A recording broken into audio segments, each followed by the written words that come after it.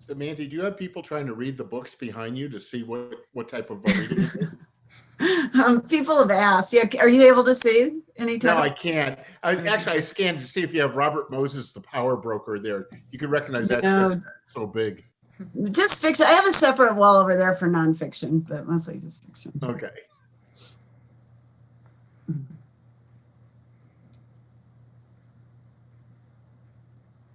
70 people. You got a lot of people out there.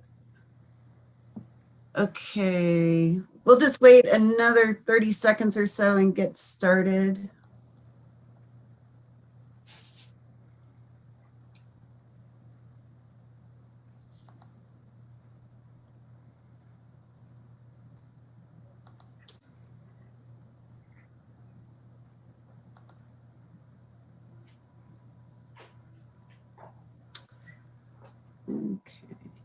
Okay, it looks like we have a critical mass here, so I'm going to go ahead and get started and welcome everyone to the NCSL and Pew Virtual 2020 Roundtable on Evaluating Economic Development Tax Incentives.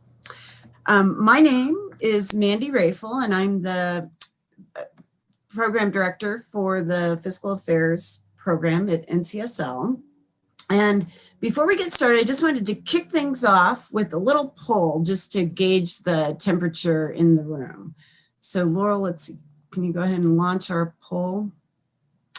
Okay, so which movie title best describes the tax incentive evaluation process in your state? So go ahead and vote.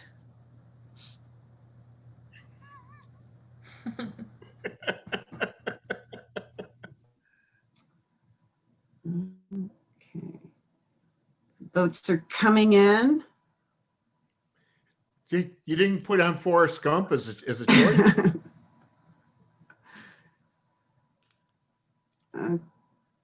Oh, interesting. Now, can you all see the poll results? Emily? We can see it on our end, Mandy, but we have to end polling for them to see it. So let us know. Oh, okay. So let's see. Okay, I'm going to go ahead and end the poll. And sideways. Sideways, Mission Impossible, a close second. Okay. Okay, well. That's a sign that they're honest. Well, and then As Good as It Gets is the third. So, okay, we're kind of all over the place. So anyway, okay. And I also want to go ahead and introduce a couple of my colleagues, Emily Mayer and Laurel Stiegler from NCSL. And yeah, they're waving there. Kara Bunder, Allison Wakefield, Shane Benz, and John Hammond, all from Pew. And these are the people who have all been working behind the scenes to bring this meeting to you. And typically we would go around the room and introduce ourselves, but because we have so many people, in the interest of time, we can't really do that. So instead, I'm going to ask two things. One, for you to add your state and your office to your name. And the way you do that is you hover over your image and you should get three little dots. And then that will allow you to go in and edit your name. And then the other thing we're going to ask you to do is go ahead and introduce yourself in the chat. And we will be using the chat function throughout the next couple of days to share information, and you can also use it to ask any questions. And we will also be dropping information in there. I think, Emily, have you already dropped the agenda and Zoom tips? Oh, there's Allison. Yep, I'll be dropping them momentarily. Okay. And then I just have a few other housekeeping items. One, we are recording this meeting, so you will have access to everything later. And please keep yourself muted if you're not speaking.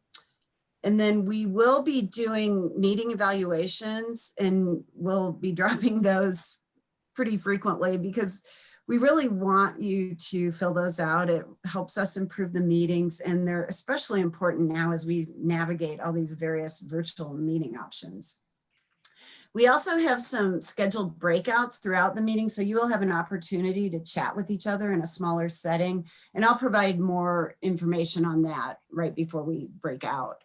And so lastly, before we get started, I just want to acknowledge the Pew Charitable Trust for their ongoing support of NCSL and this meeting, and we very much appreciate their continued partnership.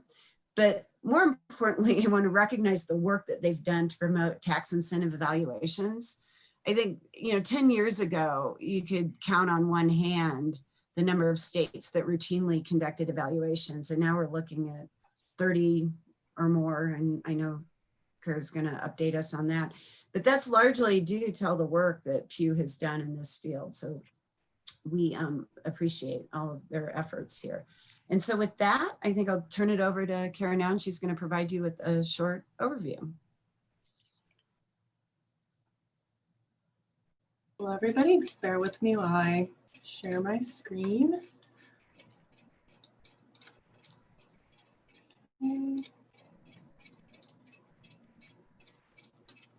Okay. Hi, everybody. I'm Kara Boonder, and I'm a senior associate on the tax incentives team for the Pew Charitable Trust State Fiscal Health Project. While we're disappointed that we couldn't convene in person this year, we're really happy that you could join us virtually. Big thank you to our friends at NCSL for again hosting this year and helping us to navigate the virtual events world.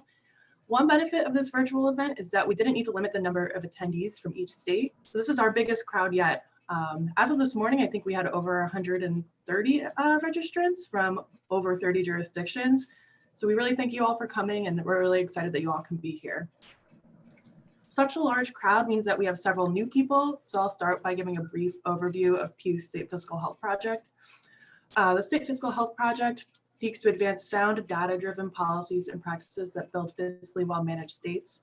And the tax incentives team specifically assists states with designing processes to regularly study tax incentives. Once these processes are in place, we help to ensure evaluations are high quality and draw clear, well-supported conclusions. Finally, we help policymakers understand and use those findings. Needless to say, 2020 has brought its share of challenges, and in many cases, this caused legislative sessions to end abruptly or quickly shift focus to address the health and economic impacts of the coronavirus. Nevertheless, we want to take the opportunity to acknowledge some significant evaluation developments since we last formally convened in October 2019. While no additional evaluation laws were enacted this year, a number of states, including California, Georgia, Kentucky, New Jersey, New Mexico, and West Virginia, introduced legislation to establish or improve existing processes. While these fail to advance, it is clear that states are increasingly looking towards evaluations to help inform decisions about incentive programs.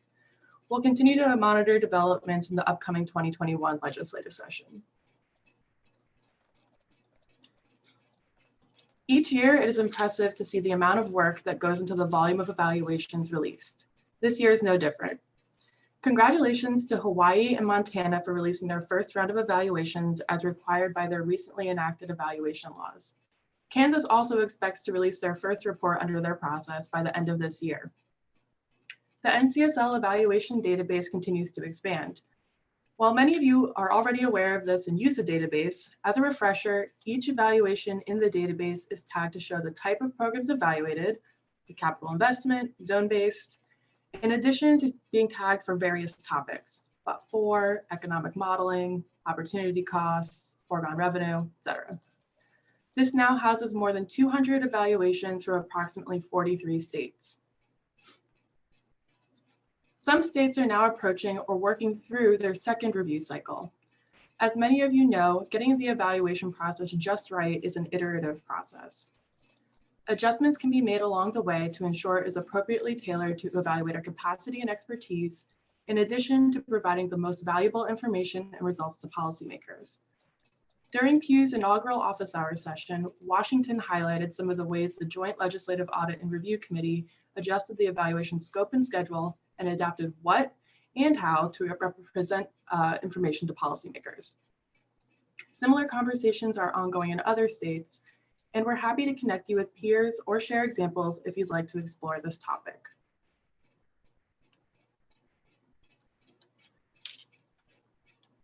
The 2020 legislative session ushered in numerous policy changes informed by evaluation findings. Congratulations to Colorado, Georgia, Mississippi, Nebraska, Pennsylvania, Virginia, Washington, and Washington, D.C. It is equally exciting to see states with new evaluation processes hit the ground running, impacting policy decisions, and those with longer established processes continuing to show the value of evaluations. Later this year, Pew plans to publish a year in review piece that will go into greater detail about many of these examples. You can also refer to the quarterly newsletters for more information. Please feel free to reach out to us if there are ongoing policy discussions or changes informed by evaluations in your state. This can include ones we missed or in the past or future ones as they come up. Another benefit to a virtual event is that we were able to invite a legislator to speak about how their state's evaluation process led to policy change. Tomorrow you'll hear from Colorado Representative Benavides, who chaired the state's 2019 Tax Expenditure Evaluation Interim Study Committee, and learn about how the committee went about reviewing the Colorado Office of the State Auditor's evaluation findings. This ultimately led to multiple policy changes. As mentioned during last year's roundtable, in summer 2019, Pew established the Evaluators Network Advisory Group. Our goal was to energize the network by creating more regular offerings and to strengthen member engagement. Thank you so much to Jim Landers, Anthony Circo, Dana Lynn, Ellen Miller, and Lori Metcalf for serving as advisory group members. The advisory group has been critical in shaping which topics to focus on, including for this event, and assisting in the development of resources, and we are grateful for your time and energy. In summer 2021, 3 existing advisory group members will transition off the advisory group, and we will have 3 new members cycle on. Please look out for updates in spring and summer 2021. We hope you have found the new resources like the quarterly newsletter, webinars, and virtual office hours relevant and useful. In the upcoming year, we will continue to provide these. Please reach out to us at taxevalnetwork@pewtrust.org if you would like to suggest a topic, provide feedback, or if you would like to be connected to a member of the advisory group for technical assistance. With that, I'd like to turn it over to Jim Landers, the chair of our Evaluators Network Advisory Group, to kick off our first session. Well, thank you, Kara, and hello, everyone. Our first session today is really set up to provide some context and kick off our discussions over the next 2 days about economic development and tax incentives, and really in particular within the context of COVID-19 recession, and I hope reflecting back on some of what we learned from the Great Recession. So today we're going to start in this first session by considering current economic conditions, sources of uncertainty for recovery, and how the recovery might play out. And we'll do this with Dr. Ned Hill, our keynote speaker for the first session. Ned is Professor of Economic Development for the John Glenn College of Public Affairs and the Knowlton College of Architecture at The Ohio State University. He teaches graduate seminars on economic development policy and practice, public finance, and economic modeling for public policy research. He's also authored or co-authored numerous books, book chapters, and journal articles relating to economic development policy and public finance. He's a frequent speaker on economic development, workforce issues, and manufacturing modernization for organizations like NCSL, the International Economic Development Council, and other organizations. Ned received his PhD in urban and regional planning and economics from MIT. And he was recently named a 2020 National Academy of Public Administration Fellow.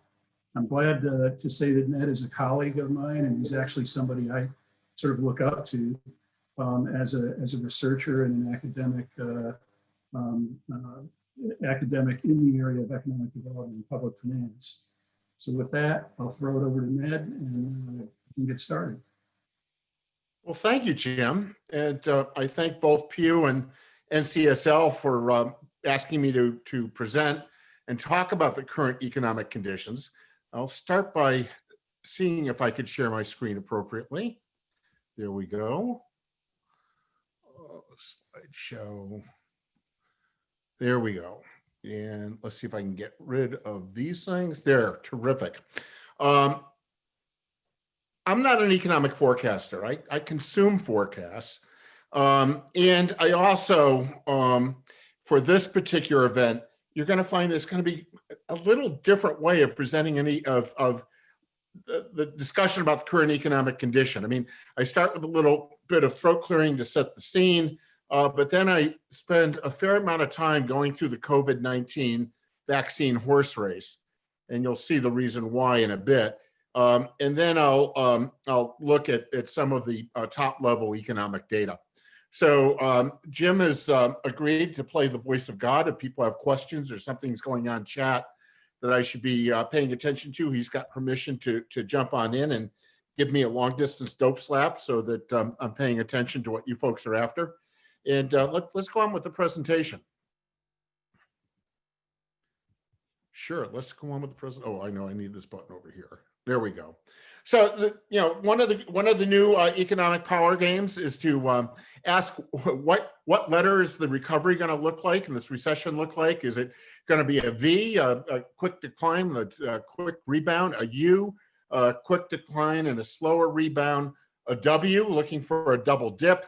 I think it's a national. I forgot if it's NAM or if it was the U.S. Chamber of Commerce has suggested it's going to be a K-shaped recovery with some favored industries doing well and others not doing well. I guess the lower leg of the K is heading to the toilet, or L would be a Keynesian liquidity trap, something like the Great Depression. And right now, my money is on W. L went away with Congress putting the stimulus in place, but and the Fed being very, very aggressive in providing liquidity to the economy. But it's not going away far. It's sitting out into the sidelines because if Congress gets deadlocked after the election, risks are going to increase. The simplest and safest thing to say about when it comes to thinking about the future of the economy is the sources of uncertainty are just all over the place. And I reviewed a number of forecasts to get ready for this. And frankly, I don't believe any of them. And the reason why I don't believe any of them is the role of uncertainty. I think that the best thing to do is you kind of look at the structure of the economy in your state, look at how it relates to the national and the global economy, and do your thinking more bottom up than top down in this case. Where the sources of uncertainty? Well, Europe is right in the middle of the second round of the pandemic. The U.S. has seen very large numbers in cases over the past 2 weeks. It's really round one. It never really ended. And the outbreak in the upper Midwest and the Plain States and the mountain states is particularly worrisome. There is a lot of conversation taking place at the FDA and CDC about the possibility of interacting COVID with the flu. So I will do my best to be your nanny and encourage you all to get your flu shots. I had mine the other day. And the other big source of uncertainty showed up in the stock market. I think it was yesterday, because of the impact of the election and uncertainty over macroeconomic policy. No one really knows what type of next tranche of stimulus will exist. Those of us who are in the business for a little bit remember the Great Recession, where we almost slipped back into a second downturn around 2010. The reason was Congress didn't approve a second tranche of the stimulus and extended that recession by at least a year and probably 2 years. There's real concern about consumer spending and the impact of the income distribution on how consumers are spending and ending up with a bifurcated economy. And one of the things that national politics is going to have to do is they're going to have to start really paying attention to the impact of the income distribution on macroeconomic dynamics, particularly the fact that if you've got more and more money being concentrated at the top end of the income distribution, the Marshall propensity to consume for the whole economy begins to contract. And there is increasing speculation in the press and also reality on the ground of bankruptcies, particularly in real estate, the real estate industry around hotels, shopping centers, and office buildings looming if the recovery doesn't start soon. Home foreclosures has been put off by legislation, but you're already beginning to see in different states some filings. And again, the Fed has done a great job on liquidity, but if there is a increase or uptick in bankruptcies and foreclosures, when does that start hitting financial instruments? When we think about how or will this economy recover, I actually I don't think we should start with the economics, because recovery really won't start until we've got the discipline in place to actually control the virus and live with the virus. The ultimate source of uncertainty is the COVID-19 virus itself. So what's going to be the drivers of recovery? My first response is masks, sanitation, and Thanksgiving dinner. There's an article, I think, in today's Wall Street Journal about how Canada's Thanksgiving turned into a spreading event. You hear Dr. Fauci talking about it at NIH. The real question is going to be, when is the best way to figure out how to coexist with this virus until vaccines are in place, are broadly accepted. And that's really a question of leadership. It's a question of culture. It's a question of a sense of duty as a nation. But I recently completed a series of interviews with 50 manufacturing CEOs. We ended those the first week in October. And what we found was that those manufacturers have figured out how to have their production processes coexist quite well with the virus as long as discipline's in place. And I just got finished with some conversations with Ohio State's medical center, and they're feeling very much the same way.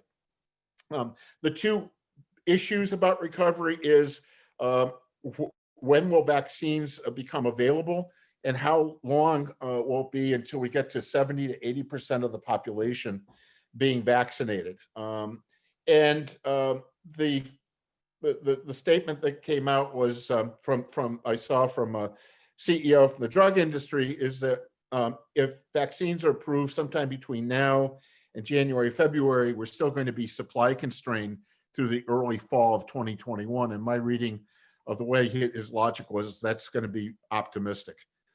And then the third big issue is going to be what's going to be the take-up rate when it comes to the vaccines themselves.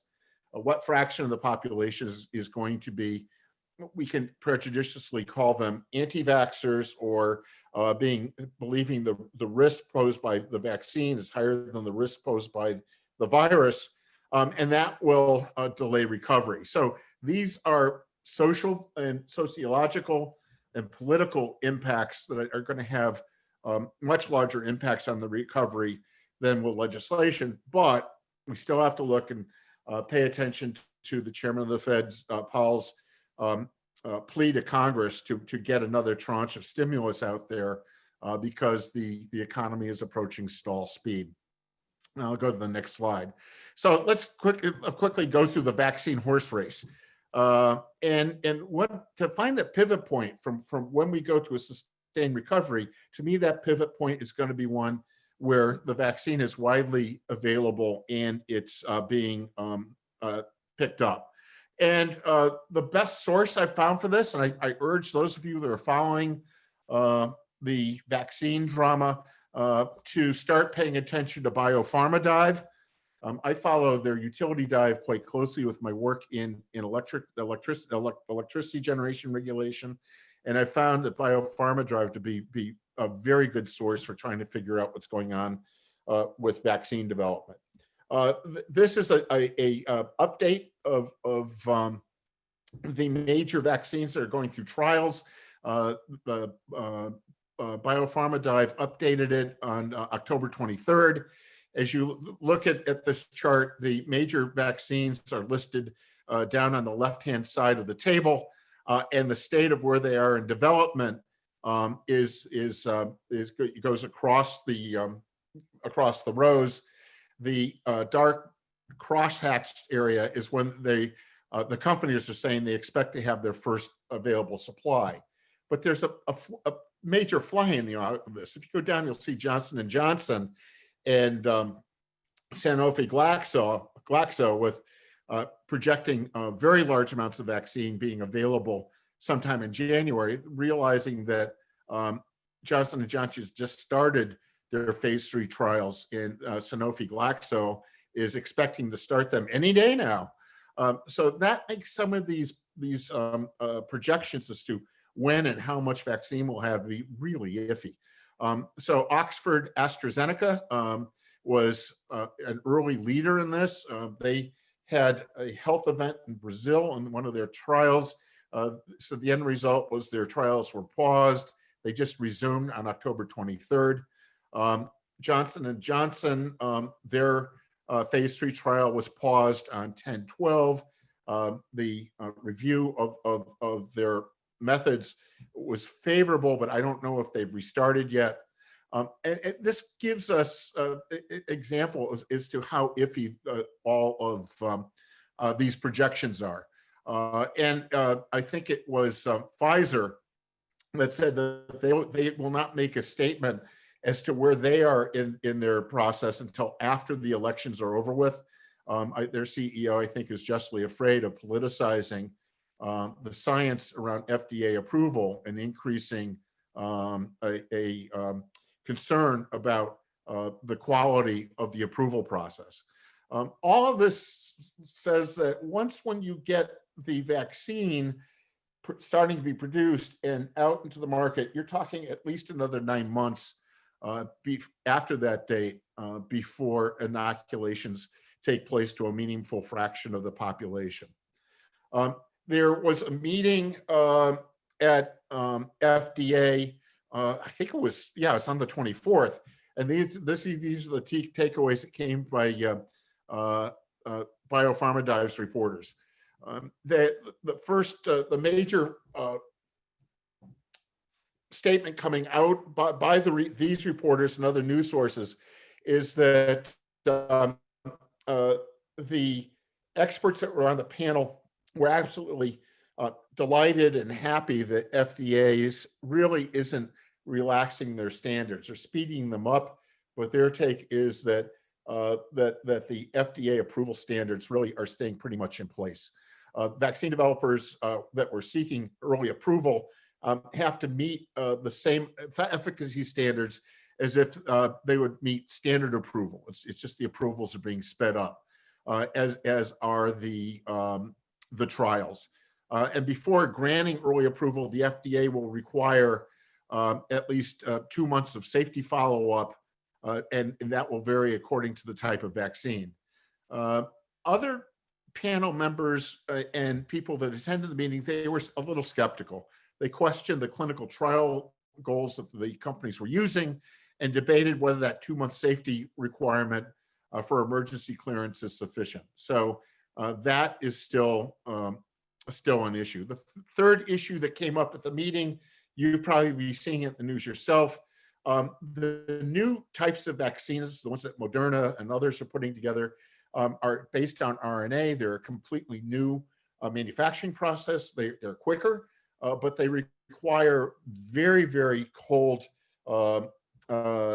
deep freeze transportation and shipment. The shipping containers, which they pack the vaccines in, are supposed to keep them alive 15 days, have been improved, but there is some concern about that. The other part about the math is that the early vaccines, those that are made in non-traditional ways, people are going to have to take 2 shots, one at the initial shot and a booster 2 weeks later. So all of that says that there is going to be a substantial tail to this. And research that Pew did, Harris, Tufts, and the Reagan-Udall Foundation all said that there is significant skepticism about the vaccines. And that is going to deal with that skepticism is going to require transparency and leadership. And those are all affecting the economics. So Pew found that in May, 72% of surveyed Americans said they would definitely or probably get a vaccine. Their September poll, it dropped to 51%. The Harris poll in October said 58% said they would get the vaccine as soon as they were available. So that's close to the Pew's 51. However, what the results show is that there is a very different response in the African-American population, where 43% of Black respondents said that they would take it. Reagan-Udall Foundation did a series of listening groups, essentially focus sessions, and they found that it included healthcare workers, retail workers, real front line. Participation was reported by African American, Hispanic, and Native Americans. And what they found that there's a general distrust of the healthcare system has grown, and concerned about the speed of the development process, and people not wanting to be in the first wave of those who take the vaccines because they don't want to be a guinea pig. That will delay the recovery, and this is a leadership issue. Here's some detail and a little simple arithmetic. Phase 3 data is not really available at this point. 3 of the vaccines in phase 3 trials use the new RNA technology, which means they're going to need 2 doses. And there are 11 vaccines that are in phase 3 or close to phase 3 globally. Many of the testing that's taking place, particularly with vaccines coming out of Russia and China, there's not a lot of transparency there. In the United States, it was said that, let's see if I get this right, that the early releases of the vaccine will be enough to provide 10 to 15 million doses. Remember, that's only 3 to 4.5% of the population, and cut that in half if you need 2 shots. The CDC estimated that there are 20 million healthcare workers, up to 80 million essential workers, which they were unclear in the press release as to what that meant, but my math indicated that the 20 million healthcare workers are in that number, and 53 million people older than 65. I'm one of them. So that's a total of 133 million people that were considered to be on the priority list for vaccinations. If you, there's some likely double counting, but this is 35 to 40% of the population, and there's nowhere near enough vaccine. That 10 to 15 million, that's what this, the 10 to 15 million people included the people getting 2 shots. Herd immunity is placed at between 70 to 80% coverage. When we get done with all this, it says there are a couple things that are clear. First is to get to mass inoculation, the traditionally manufactured vaccines by Johnson & Johnson and Novavax are going to be required. And that's where you'll see lots of vaccine coming in. When I started following and just kind of adding up the months, my guess is the population is going to be covered optimistically late fall 2021, most likely early spring 2022. My feeling, or my thinking, it's not a feeling, it's a genuine thought, is that economic recovery can only start when public health behaviors are widely practiced. The recovery can start earlier if masking, social distancing, hand washing becomes dominant, not just prevalent. Otherwise, we're looking to early spring 2022, in which case there'll be substantial damage would have taken place in the labor markets and specific industries. Outside of that, I'm a happy guy. Here's the results from the May-June poll that Tufts University put out. It's called it was their Equity in America poll. And what they found is that distrust about the exposure and incidence varies by ethnicity, varies by household income, varies by education. If you look at by race, whites, non-Hispanic whites, Hispanics, and others are 58 to 60%. This was May-June, so we didn't have the fall drop in confidence that's probably coming out of the presidential campaign. 58 to 60% said that they would take the vaccine. African Americans, it's 49%. So there's up to a 20 percentage point difference. That's worrisome. Household income, those with less than $50,000 a year household income are much more skeptical about taking the vaccine. High school graduates, only 40% thought they would take the vaccine. And what we have to do is think, where is the incidence and the exposure to the disease, and what are the impacted parts of the labor market? And the impacted parts of the labor market are high school educated, disproportionately high school educated, disproportionately African-American, disproportionately lower middle income. And those, now we don't know whether they, from the study, as to whether they were skeptical about taking the vaccine, or that they've got cost concerns and wondering if their insurance will pick it up. All of this says that the economics are going to dictate a large public information campaign before the economy itself can begin to accelerate. So that's where I start. I start with the fact that I'm afraid that we will lose next summer, and that the visitor industry, tourist industries, restaurants, retail, travel, if they are they're going to be vapor locked through the summer, and probably a year from now, we're still going to be wrestling with this. When we come to the macroeconomy, there's on October 29th, the first estimates of third quarter GDP are going to be released. And my expectation is that you're going to hear lots of backslapping and applause at the rate of increase in GDP from last quarter to this quarter. And whenever you see someone celebrating a huge increase, you better figure out what the denominator of the calculation is. And one of the reasons why that number will look like a big increase is that it's coming out of a huge trough. The growth rate will be honestly calculated, and it's going to be greatly mischaracterized. So don't pay attention to the 1 quarter growth rate in GDP. Examine the 12-month growth rate. And in fact, I find that there's lots of confusion at the reported growth rates, because when they're reported quarter to quarter on an annualized basis, no one outside of someone who lives with this data knows what it means. And I tend to do most of my calculations when I'm talking to the public about the macroeconomy using 12-month growth rates. So giving that caveat, I'll do my best to bore you to death. No, to keep it going. This figure that you have in front of you, this is the 12-month % change in real GDP. This is quarterly data.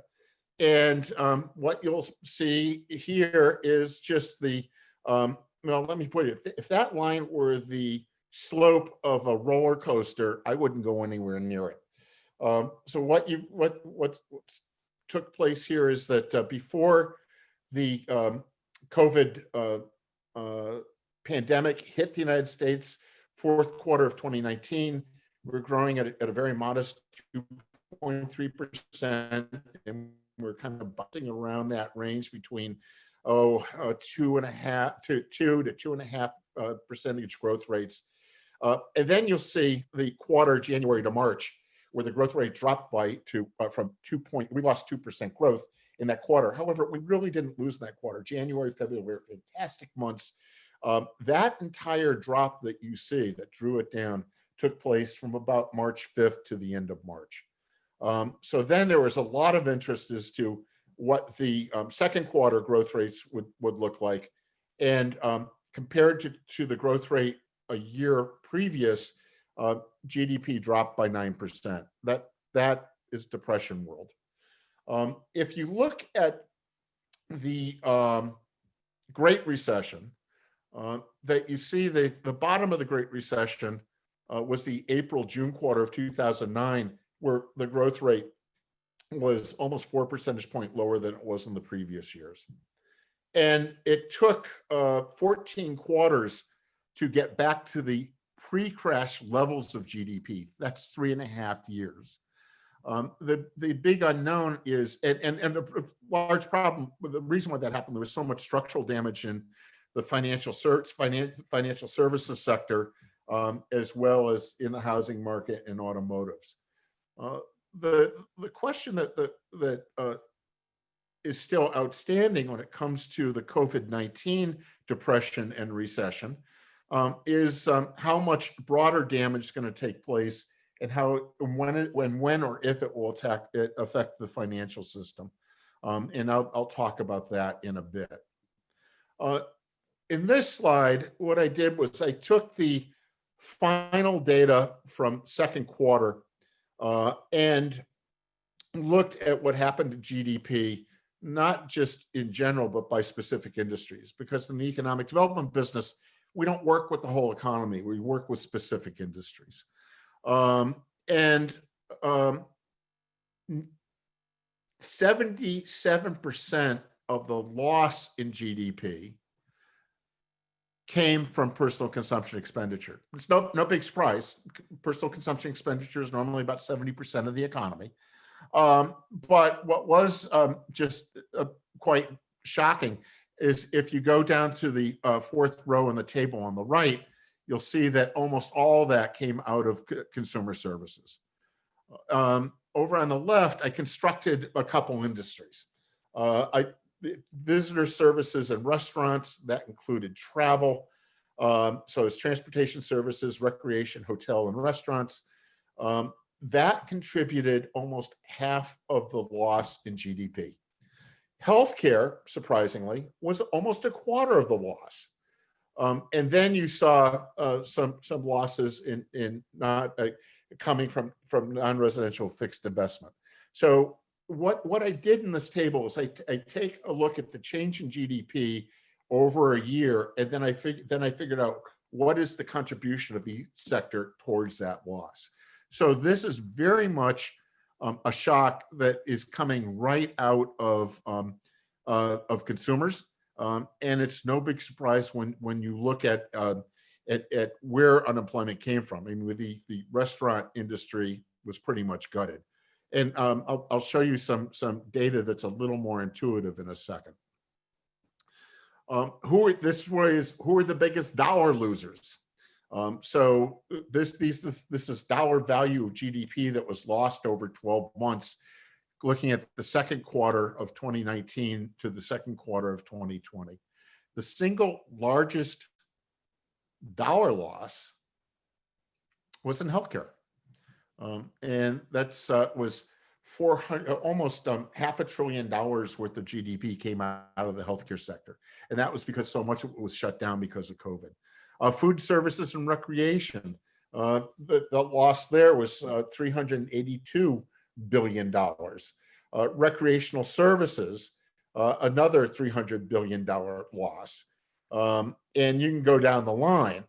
Where there were some gainers, RVs did pretty well as people are escaping and traveling the world. So Northeast Indiana, I guess, is doing all right. You also saw more spending taking place in housing, utilities, and grocery stores did really well. So that is really showing you where the dollar values came from. But it's still there's a way of looking at the vulnerability of these sectors to say, what fraction of GDP did they lose by each industry? Hopefully that's my next one. Yeah, this is the biggest percentage loss in terms of the sector's GDP loss from quarter to quarter. Recreational services lost half of its GDP value. Recreational service, you might say, who cares about that? Well, that's destination travel, destination recreation. Colorado may care about this. The Southeast cares about it. Gasoline and energy was down by 45% of their value of GDP. Transportation services and food service and hotels. So that's restaurants, hotels, and air travel was off by 40%. Healthcare, even though it was the single largest loser by dollar volume, lost about 18%, almost 20% of its GDP. And the transportation equipment industry was down by 43%. A lot of that in transportation equipment, by the way, isn't pure COVID. Boeing has had a whoops with the 737 MAX. And then now that you've had the halt of aircraft travel and the industry uncertain as to when it's going to come back, we as part of our interviews with manufacturing CEOs, We talked to 4 firms, suppliers in the airframe industry, and they're saying our finances are all based in trying to hold on till 2025. Who grew? Nonprofits that serve households grew by 33%. And that's not a good thing because those are social services to people who are largely in trouble. Grocery stores and takeout foods increased by 11%. That's mostly grocery stores. Recreational goods, that's recreational stuff to play in your backyards and RVs grew by 9.1%. Doesn't show up well in the accounts because of the what takes place in residential construction. But you're seeing lots of activity in residential construction as upper income families are investing in their backyards to find something to do in the middle of the summer. Let's hope that they continue doing that through the winter to get ready for next summer. Finally, this section, I've got a few slides on employment. But before I launch into the slides, I want to make a comment based on the book that Hal Wollman and three others of us did on regional economic shocks and regional economic resiliency. We published it in 2017. When we looked at the length of recessions, we found that recessions were getting longer over time. We also found out that there is a disconnect between the speed of recovery in GDP versus the speed of recovery by employment. In that book, which we had to do the Great Recession as a separate analytical exercise, what we found out is that the labor markets were taking about a year to year and a half longer to recover than GDP. In the Great Recession, the difference was much longer. GDP recovered quicker. I mean, the Great Recession, it took employment. Let's see if I'm doing this right. Yeah, we took employment. Took 3.5 years to recover to get back to their. No, that's my GDP number in here. This is what you get when you're working on these things early in the morning. Yeah, the Great Recession, GDP was 3.5 years. And obviously I didn't calculate the one in employment. I think I got it later. I think that's 6 years. So yes, so it took GDP from the Great Recession 3.5 years to recover, and it took employment 6.5 years to get back to its pre-crash levels. So if we look at the percent change of employment, this is on slide 13. What you'll see is just that huge drop of employment that took place from April to June. My comment here, and I see that Tim Bartik's listing in, and I think people at Upjohn have done some work on this, is what would these numbers look like without the PPP loans? So there is some labor hoarding that's taking place here, which I think is a good thing. But the July to September, the employment levels from July to September were almost 7% lower than they were in the previous year. So this is still you see that bounce back, but it's still a very difficult situation. And there's real concern among the manufacturers that we interviewed is now that they're out of the PPP loans, they don't know how long they'll be able to maintain their employment based on sales. This is the total number of employee data. The first of the one I showed before was percent change. These are the total numbers. And what we've got is that when we looked at the Great Recession, the employment peak before the Great Recession was the first quarter of 2008. There are 138.3 million people employed. The bottom of the Great Recession in terms of employment actually took place after first quarter of 2010, which was 2 quarters after NBER declared the recession being over. It was over except for employment. And the job loss was substantial. So, and if we look at what happened in 2020, we had about 152 million people employed during the first quarter of 2020. And then we dropped with the shock April to June to 134 million with a recovery of 6 million jobs July to September. In terms of percentage of job loss from the peak, 2020, it was a 12% drop. The second quarter of 2020, 12% drop. Third quarter, it was 7.3% drop. So it's substantial. Like now here, the question we're looking at is with the mild recovery in employment that we've seen is what happens if the recession really digs in. I mean, not the recession, the virus digs in for a long period of time. Unemployment. Yes. I'm giving you the football 2-minute warning. Okay. Here is unemployment. And I don't know how to interpret the data because of the hidden unemployment's there. I want to spend some time on this last slide. Is it a K-shaped recovery? Fine, which means you've got some industries doing well and others not. I don't think it's fine. I think when it comes to economic development, we should realize that we now have a bifurcated economy. Look at e-commerce versus retail and the development challenges there. I mean, we're seeing investment in building and warehousing and building out delivery networks at the same time that we're seeing department stores going into bankruptcy and real serious challenge about what happens to street level retail, neighborhood retail. There is some optimism about onshoring. And I say the dream continues. We saw some of onshoring during our interviews, some on PPP, a lot when it comes to defense supply chain. But what we've got is there are some strategic products, pharmaceuticals, integrated circuits. Arizona just got a huge investment for a chip plant, defense and supply chain. But the question is, do they get a strategic price?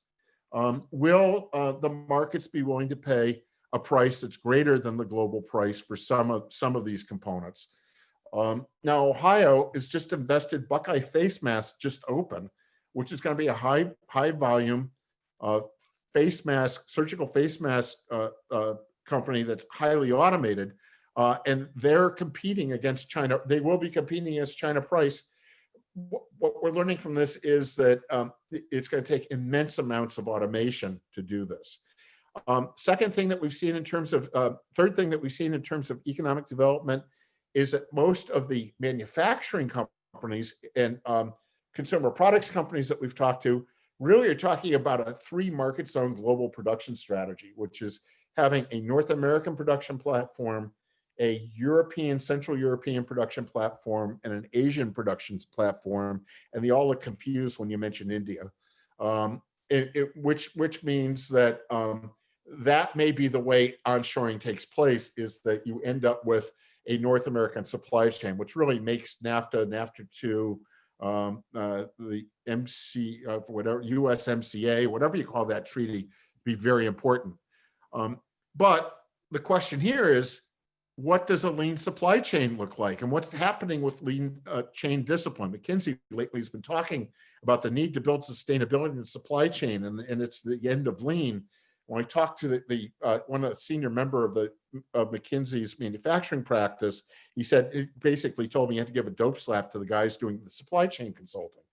But we found more companies being concerned and adding business sustainability considerations into their lean discipline and into their sourcing.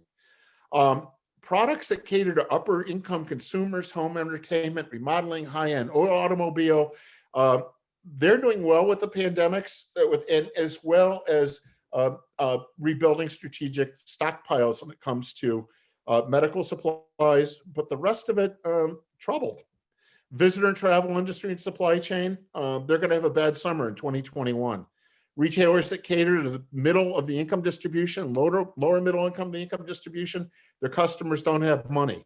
The whole community development issue about Main Street retail and third spaces, until we get proper mass discipline, it's going to be tough. And if you're anywhere north of South Florida, how are you going to survive the winter?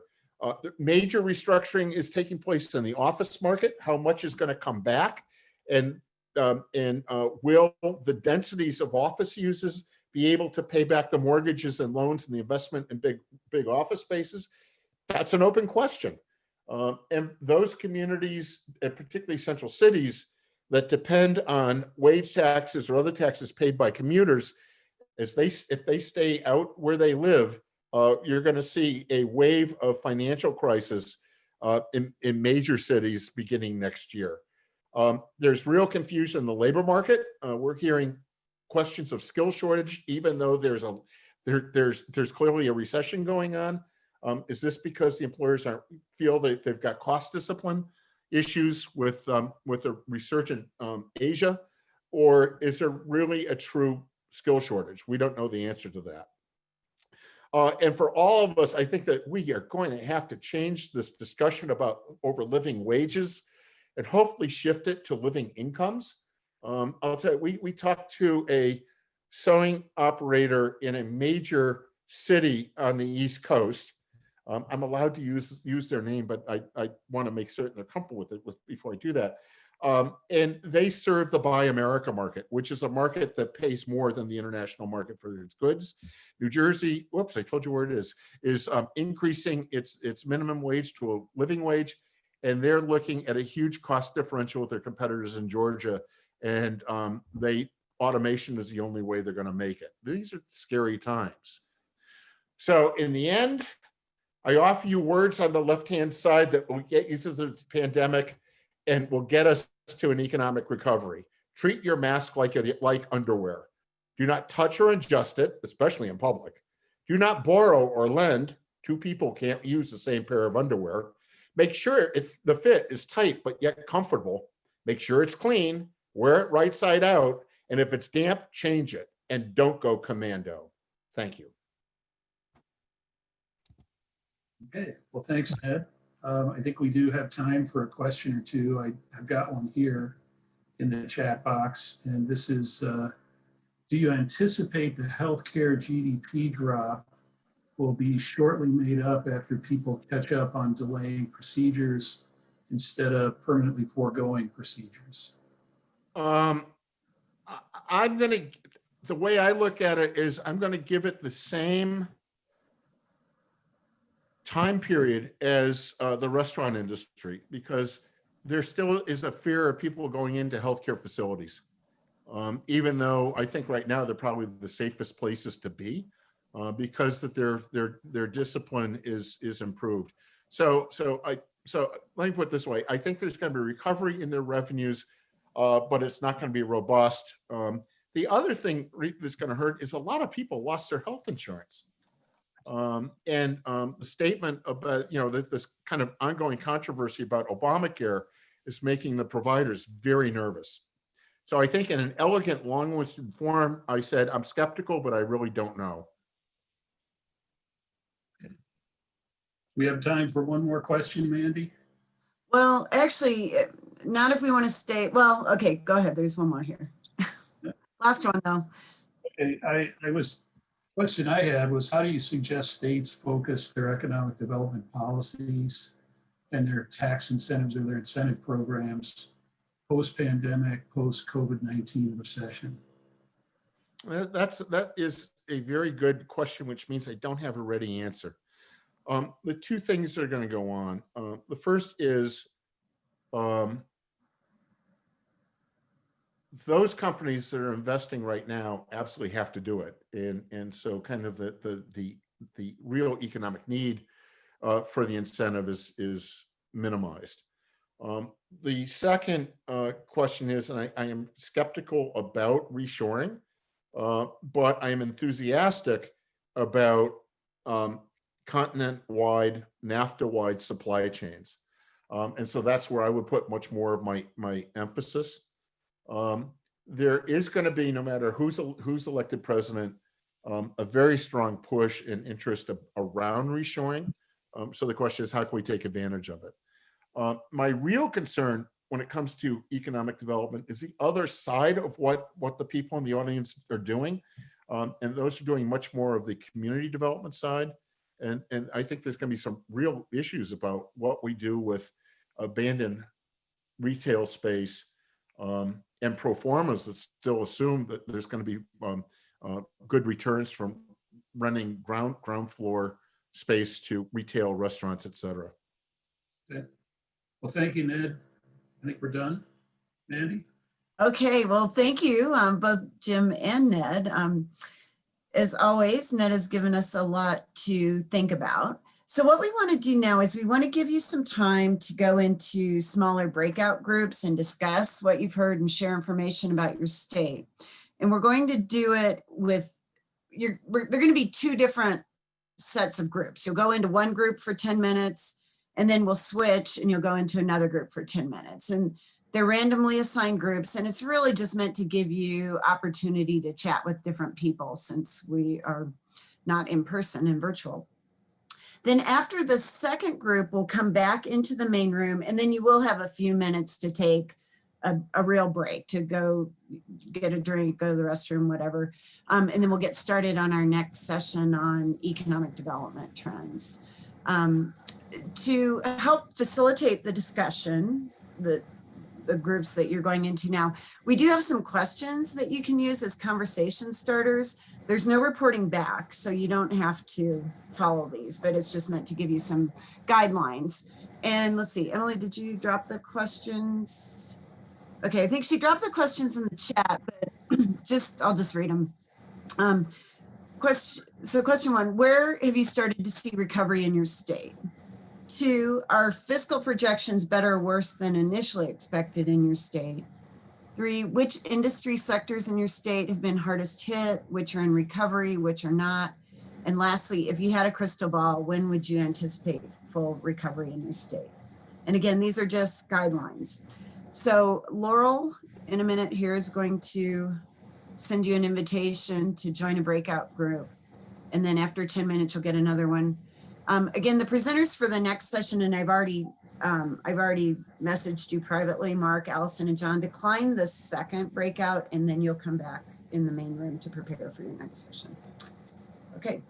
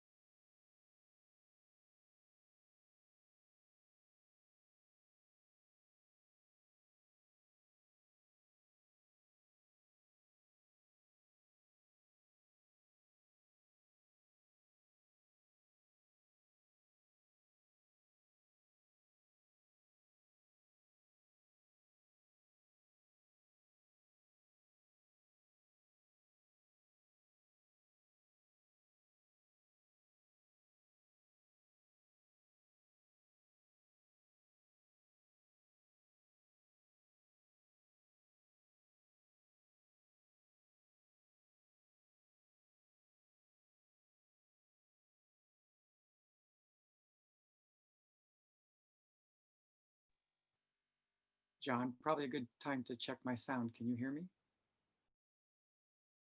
Yes, I can. Can you hear me?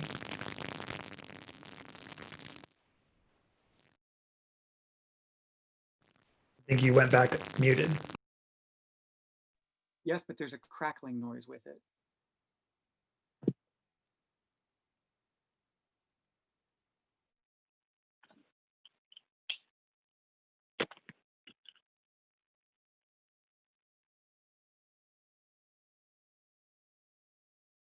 I'll try switching microphones. Can you still hear me now? I can hear you. Awesome. Thank you for helping us test. Got everything to do right now. Well, I hope everyone had a good first breakout room. Laurel is working on setting us up into the second one, so please bear with us during that time. Although it's really nice, I'm in gallery view right now. It's nice to see a lot of new faces and some familiar ones. So hi there.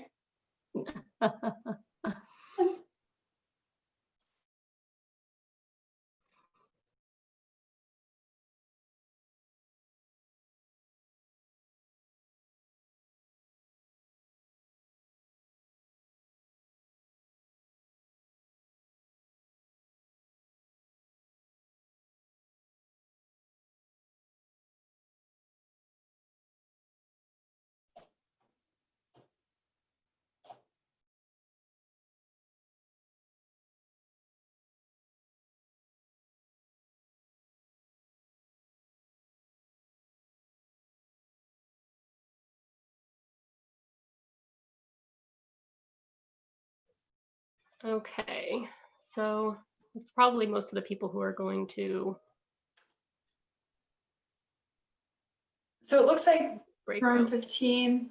Dana's in there hanging out.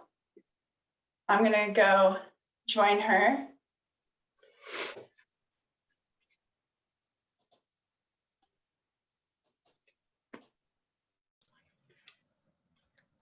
Okay, I'll go to,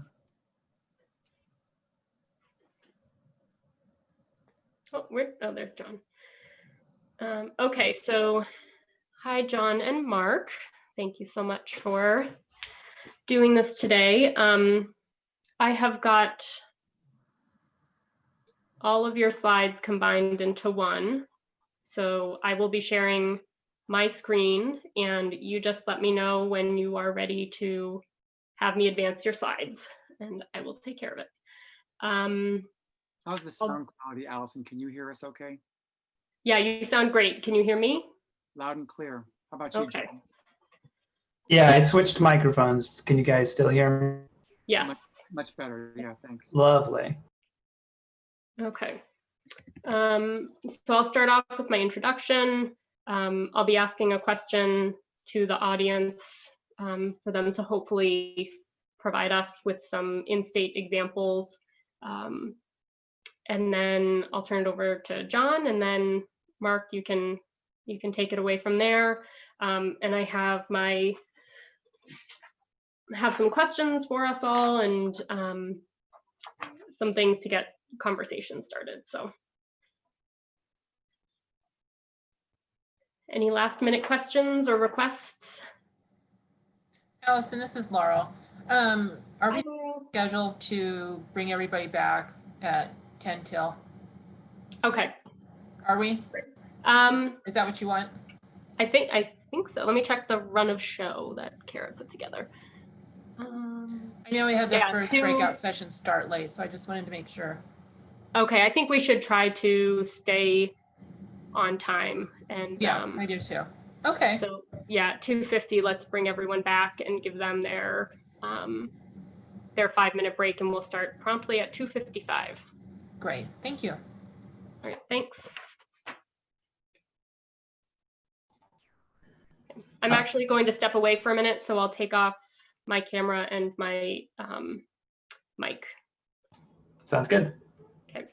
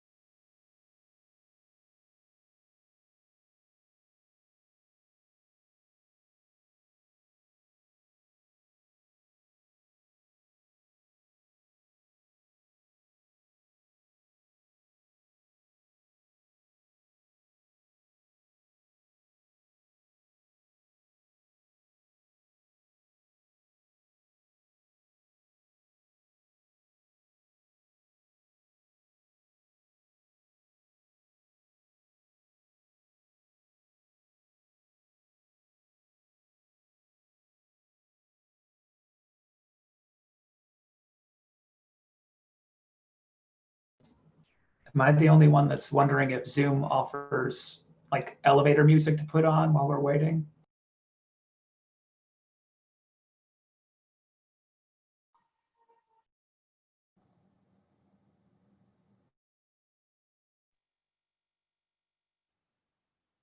We could pipe in "Happy Days Are Here Again" after Ned's presentation. Mm-hmm.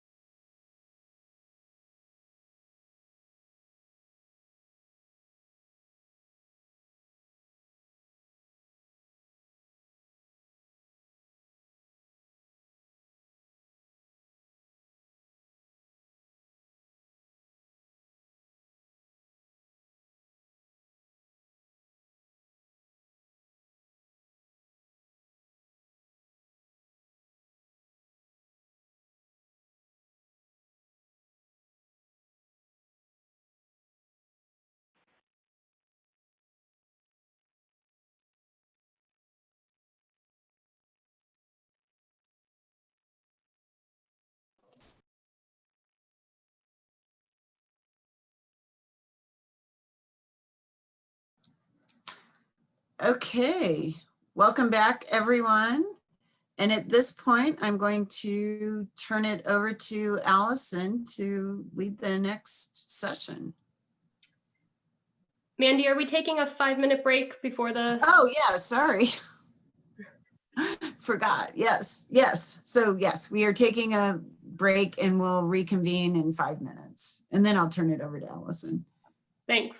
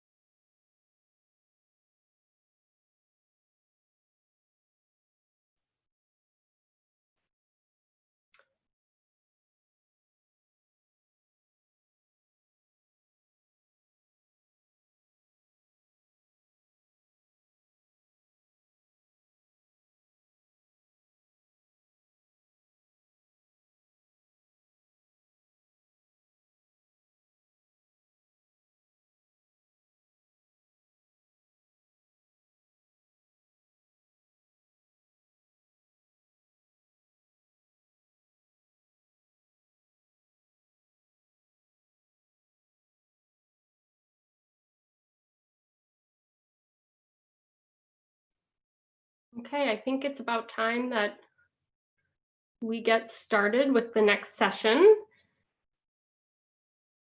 So welcome back to the roundtable, everyone. It's a pleasure to be with you all today, though I sure do wish we were sharing this time in person. But alas, for our next session, we thought it would be helpful to reflect on the past and take stock of the present to plan for the future. So to that end, I am joined by my colleague, John Hammond, Principal Associate on Pew's Tax Incentives team, and Mark Troppe, Senior Research Fellow at the Center for Regional Economic Competitiveness. First, John will share some of our ongoing research on state incentive actions in response to the Great Recession and lessons learned from those experiences. Then, Mark will discuss COVID's impact on businesses, how state economic development organizations are responding, and implications for evaluators. Our hope is that this session will give you a flavor of the types of things you may see down the road when you do your evaluations, actions you may need to take now to prepare for those evaluations, and how analyzing incentives from this period may differ from other times. Before I let John take the mic, I'd like to pose a question to you all. And I'm asking you now to give you some time to think about it and then share any examples that you can think of in the chat box. And I may ask one or two of you to talk about those examples that you share, which I hope won't deter you. So here's the question. During the previous or current recessions, have you observed any incentive practices that you thought were particularly thoughtful, well executed, beneficial, or informed by research?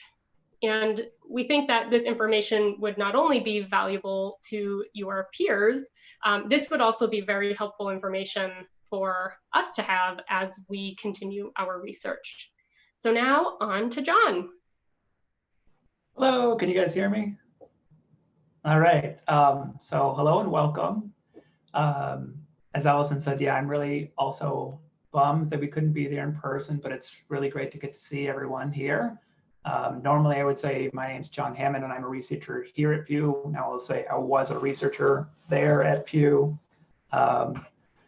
And to continue the bad news train, unfortunately, I was looking at the run show. I'm certain somebody will be more positive, so just hold out. But for now, I'm going to be continuing on the theme of recessions, and I'll be looking at some of the choices that policymakers made during the Great Recession.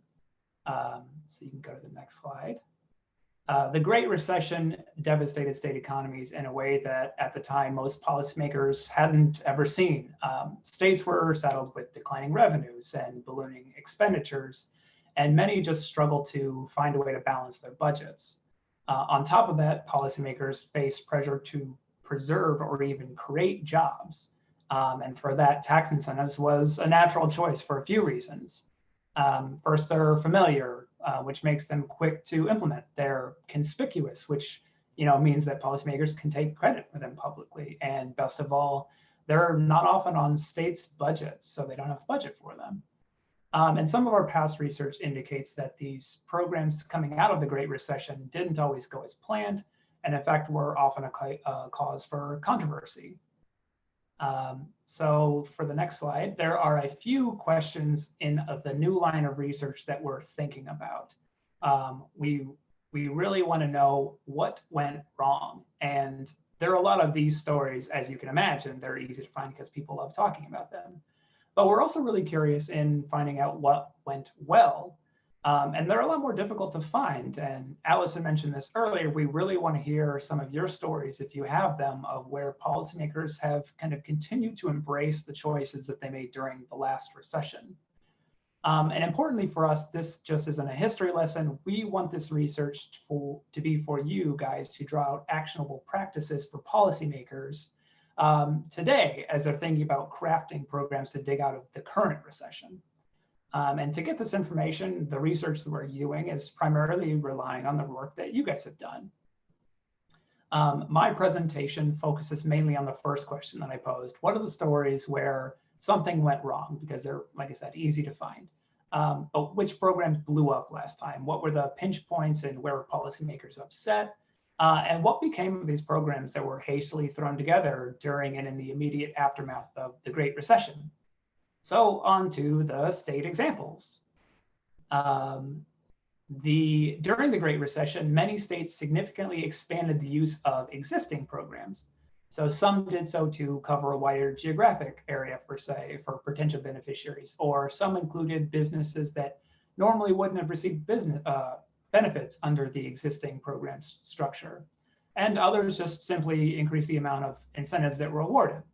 So looking at Colorado, long before the Great Recession, lawmakers there created the state's enterprise zone program to incentivize job creation, expand existing businesses, and to attract new businesses in several regions of the state.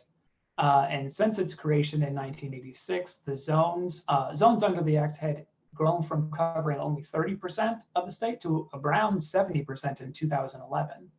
And media reports indicated that companies frequently claimed benefits despite also cutting jobs. And the jobs that were attributable to the program were costly. So those created in 2010 were estimated to have cost around $133,000 per job. Also long before the Great Recession, policymakers in Illinois created the Encouraging Development for a Growing Economy, or EDGE credit, to attract new businesses, but also expand existing businesses in the state. Since it was created in 1999, the state has awarded approximately $1.5 billion for these discretionary credits. The state really ramped up awards in the aftermath of the Great Recession, especially opening up projects to simply retain jobs instead of creating new ones. Between 2009 and 2013, for example, the governor announced the program had retained 43,000 jobs, but it only created 17,000 jobs.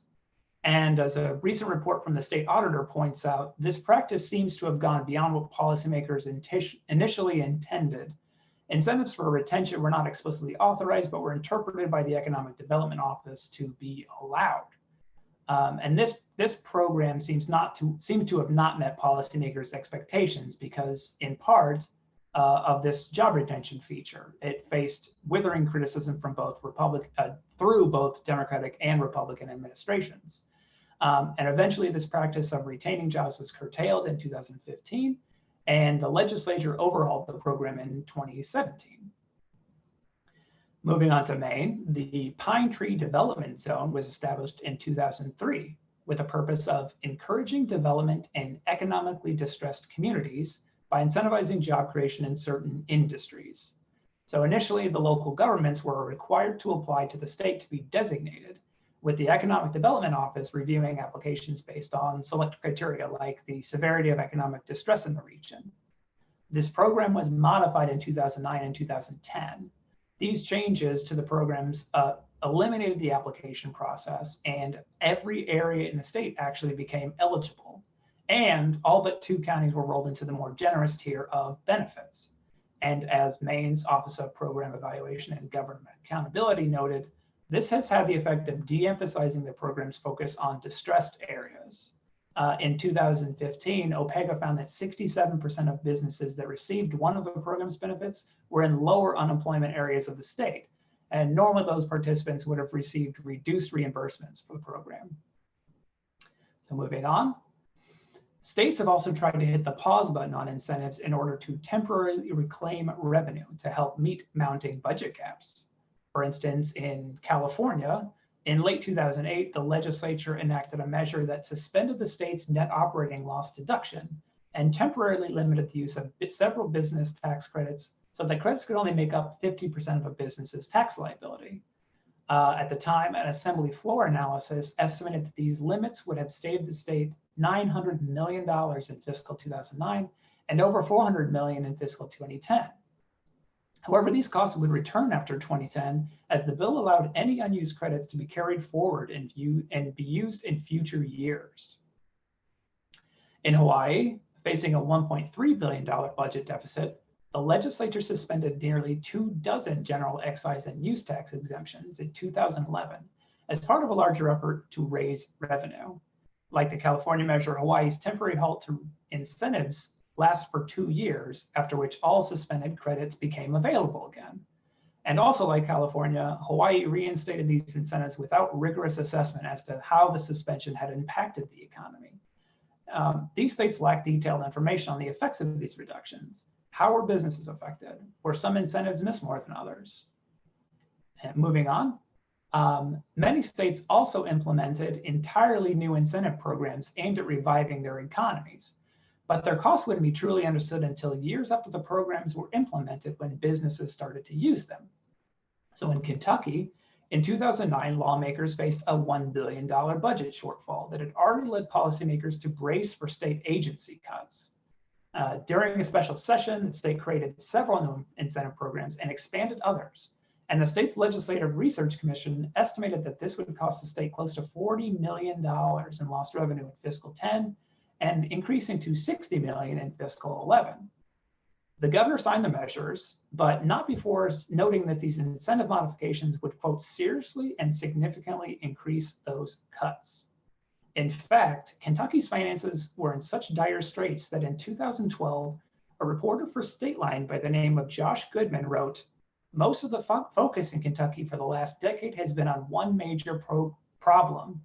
The state's tax revenue hasn't been keeping up with the growth in the economy.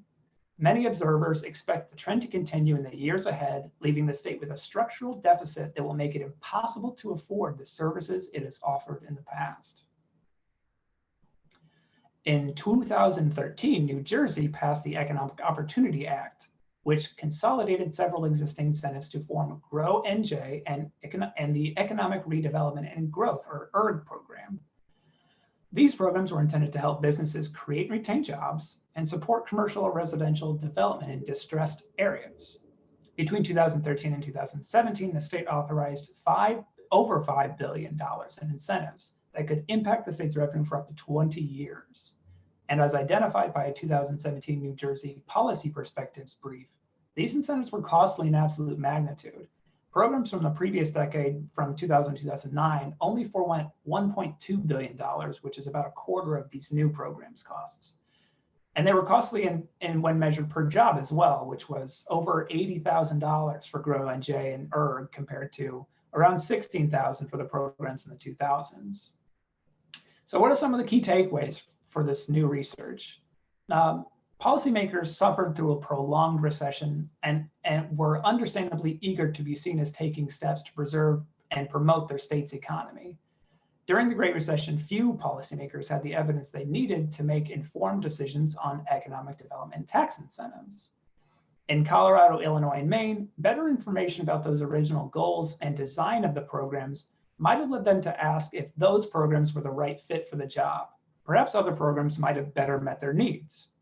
And when lawmakers temporarily limit incentives in states like California and Hawaii, neither had analysis that could have helped map out whether and when these changes would yield the expected savings, or determine which programs might make sense to just keep off the books.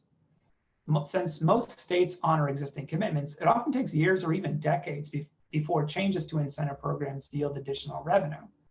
And since most programs are tied to incentivizing business behavior, it can be difficult to estimate the economic effects of changes without rigorous program evaluation.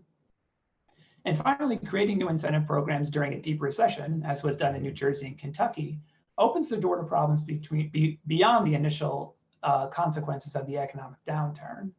So without an eye toward future costs, such programming can leave states open to major fiscal commitments years down the road. So as we continue our research, we expect to find more examples of how states have used fiscal protections like caps, sunsets, sunrise analysis, and even performance-based agreements. We also expect to find evaluations to be a valuable tool to highlight these important policy options to lawmakers. I trust most of you have found your evaluations can help widen a policymaker's perspective to make those fiscal risks more evident. So on to the final thoughts. Back in 2008, far fewer states regularly evaluated their tax incentives. But the story is different today. As I think somebody said it was Kara, over 30 states, it's 34 plus DC, have access to valuable work from your offices on how these programs operate, how much they cost, and suggested improvements to help strengthen a program's effectiveness, as well as prepare the state for future cost increases. So we hope this research will further demonstrate the value of your work and how important it is during periods of economic uncertainty to making thoughtful decisions about tax incentives.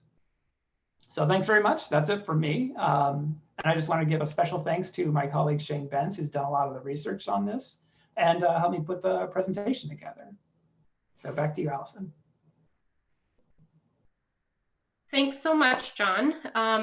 Laura, I see your question, and I'm going to continue. Well, actually, John, let's take Laura's question here, and I'd also, encourage us to turn it over to evaluators to see if anyone has thoughts on this. When evaluating the Great Recession programs mentioned in your slides, John, do these evaluations include the effects of the substantial federal investment incentives that were adopted by many states? For instance, the bonus depreciation provisions or the expanded Section 179 depreciation provisions. Have you seen that in evaluations? I wish I had a better answer other than it's something that we're really interested in, especially because there's as you know, Laura, there's a ton of programs that are tied to federal incentives. So any modifications there can have, very significant consequences down the line, as, Georgia saw in 2008, right? Or 2018. It's something that we would like to know a lot more of. I haven't seen any specific analysis trying to separate those two necessarily yet. I'm going to look harder.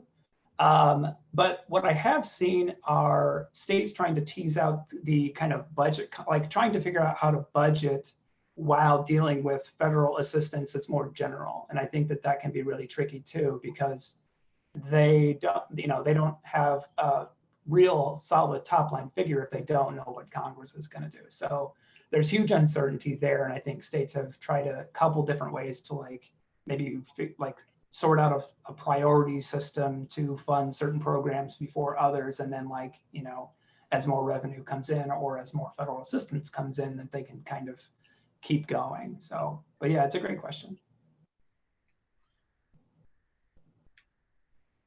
Okay, so Mark, I'll turn it over to you. And let me get your slides up. Okay. Thank you, Allison.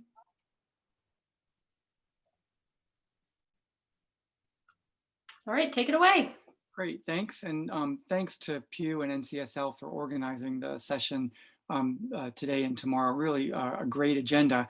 If you go to the next slide, what I'd like to talk about with you this afternoon is give some background on the SEED network, the State Economic Development Executives Network, and the roles that state economic development offices are playing in the response to the pandemic. Talk a little bit about the impact that COVID is having on businesses, based in part on what we're hearing from the state executives and their experiences, as well as some data from Census and other agencies that I wanted to share with you. And then most importantly, perhaps talking about how economic development organizations are adapting incentive programs and the implications of what they're doing with incentive programs at this point, for those of you who are responsible for taking a look at that, for setting policy or for evaluating whether those policy changes are in fact effective. And I wanted to leave you with a couple of some resources that we found to be useful, in part some references to research that has been done this summer with support of Pew and others by Ellen Harpel at Smart Incentives and Ken Poole, my colleague at CREC, that formed the basis for a good part of this presentation. So on the next slide, I guess I'll just start off. The SEED network was started informally about 4 years ago by some state economic development leaders who just wanted a place where they could talk to one another without any press, without any staff, just peer-to-peer, exchange information, learn from one another, and really advance the efforts that they are involved in.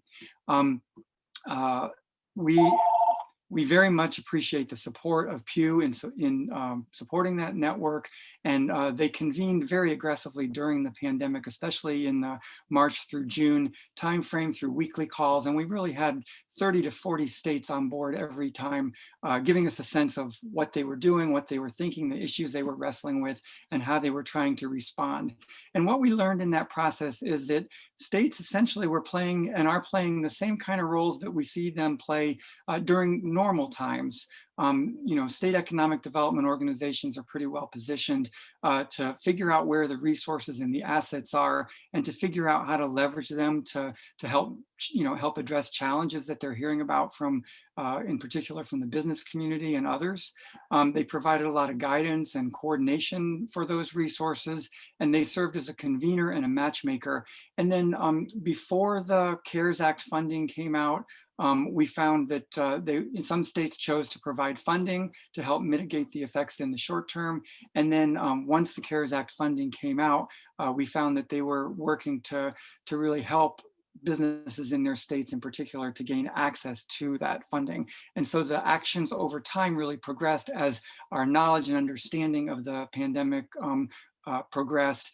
But largely it was about filling gaps and identifying resources in the state and federally that they could deploy to help mitigate the impact. Next slide, please.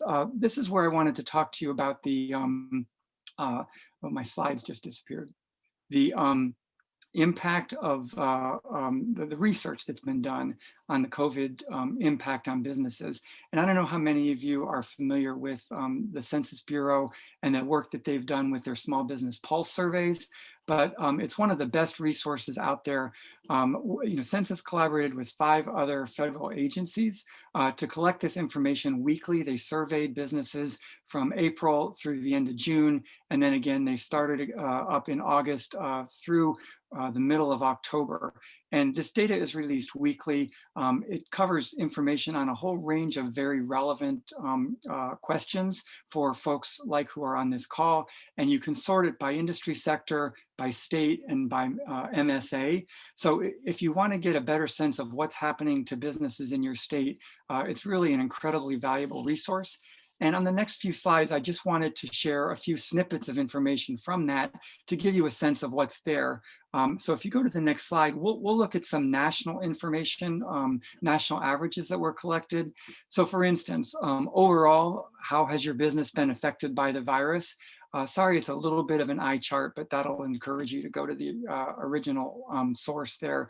But on this chart, you'll see that about 3/4 of all small businesses anticipate a moderate or large negative effect resulting from the pandemic. So if you're in the business of incentives and you're trying to think about targets for small businesses, this tells you that it pretty much is affecting, virtually 3 out of 4 small businesses are going to have some impacts, and that may affect their ability to meet commitments that they've made and other implications like that. The next slide talks about changes in employees. Did your business have a change in the number of paid employees? While 70 to 80% over this period of the small businesses nationwide did not report a change in the number of employees, we see pretty consistently that slightly more than 10% reported a decrease in employees, and just under 10% reported an increase in the number of employees. And the decrease is probably concentrated in the service industries, as you heard from Ned Hill earlier: hospitality, retail, tourism. What this says to me is how important it is, as you're thinking about incentive changes and as you're thinking about policy changes, how critical it is to treat industries differently, or to consider them because of the differential impacts on different industries from the pandemic. On the next slide, it talks about delays and difficulties that companies have experienced. Did your company experience any of the following difficulties? These are all related to production delays or issues with foreign or domestic suppliers. And the response was that about 65% of small businesses nationwide reported that they did not experience any challenges of this nature. However, just under 30% reported problems with supplier delays domestically, and another 50% reported various other delays in production, shipping, and/or issues with suppliers. So again, this is going to critically impact the ability of these companies to meet commitments that they have made, especially under existing incentive agreements. So it's something for you to really understand how much of that is happening in your state, and to deal with it accordingly, and with some understanding of that impact. And then in the last data piece I wanted to share with you, this is a question that looked just at manufacturing. This is NAICS code 31, and it's nationwide averages here. How long did you anticipate that it would take you to achieve normal operations was the question. And nearly half of the manufacturers nationwide who responded to this expected that normal operations would not return to normal for more than 6 months. And they responded that way more or less at the beginning of the pandemic when they started collecting this data, and those numbers are still pretty consistent along those lines. So, and again, judging from what we heard from Ned Hill earlier today, it's going to be quite a while before we see that return to normal in terms of business operations from what they were a year ago. So on the next slide, how are economic development organizations dealing with incentive programs then as a result of the data that you just saw and these fairly dramatic changes that we are seeing? Well, we heard Ned talking about how all the uncertainty that is out there in the economy. Virtually everywhere you turn, there are more questions than there are answers. And in this kind of a fast changing economic landscape, that really complicates the job of the policymakers, the incentives program staff, and the evaluators to try to figure out where do you go from here. It was refreshing to see the work that John presented. It's always nice to actually take a look backwards and see what happened before and what we learned from that. You know, typically incentive programs are targeting traded sectors because that's where you're going to get the biggest return on investment in terms of job creation, in terms of wealth creation. But what we're hearing a lot is that the priorities are shifting, at least in the near term, and there's a changing definition of success. We're sure that policymakers are getting an earful about the need for survival in the near term, about retaining jobs on Main Street, you know, those Main Street businesses that everybody knows and that have been the anchors of an economy, downtown economy, especially in small and mid-sized communities across the country. So those need to be taken into account. There may be changes in the short term that you want to reflect in your thinking about incentives, but we know this is also going to be temporary. We don't know how long temporary is going to be, but you have to be sufficiently flexible to pivot to the new priorities and strategies once we get over the hump and we're kind of in a post-pandemic mode and in a recovery mode. The priorities at that point may look more like what they have before with the focus on traded sectors, or it may be something different because there are rules being rewritten over the last several months about remote work, about urban office space, about equity and diversity in ownership of businesses. And so it makes for an incredibly complicated landscape where you're dealing with a global pandemic, a recession, and major societal changes all at the same time. And so the changes in the incentive programs have to reflect changes in the priorities of economic developers. And we're certainly advising folks that we talk with on both sides to have realistic expectations about the situation. You know, businesses need to understand that public sector agencies are going to be under tremendous pressure with budgets in the year or years ahead because of the hit that COVID has placed on budgets. And so they have to be more realistic about what incentives can be offered to them or how those might need to be modified. And at the same time, incentive program managers need to be realistic about what the businesses are going through. You saw the census data on the difficulties they're experiencing in terms of production delays and issues with suppliers. So those are huge issues that argue for flexibility and a realistic assessment of what can we do here to maintain accountability and yet move forward in the most effective way for all that are involved, given the incredible complications that we're facing. And recognizing that the ROI needs to not just incorporate economic considerations, but also the social considerations as well that have come front and foremost in recent months.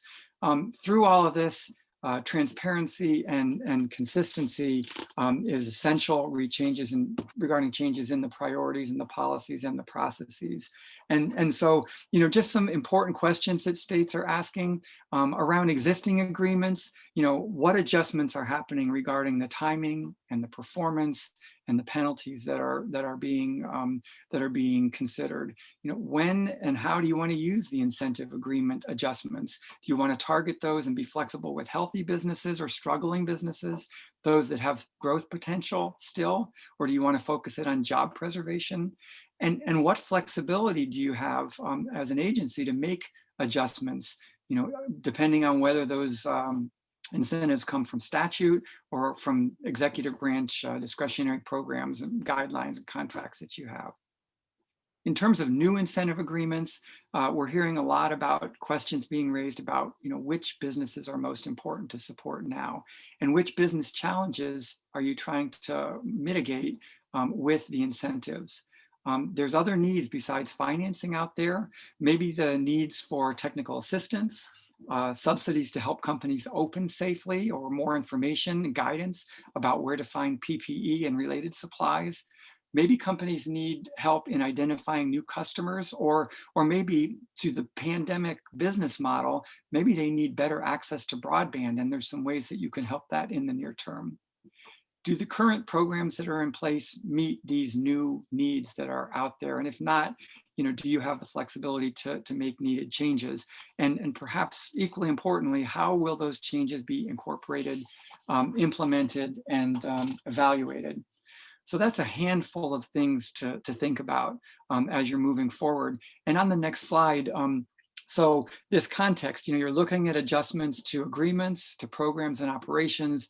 The demand for increased accountability is probably going to be as great as ever in this environment. And you've got more complicated project reporting and program evaluation procedures that are changing.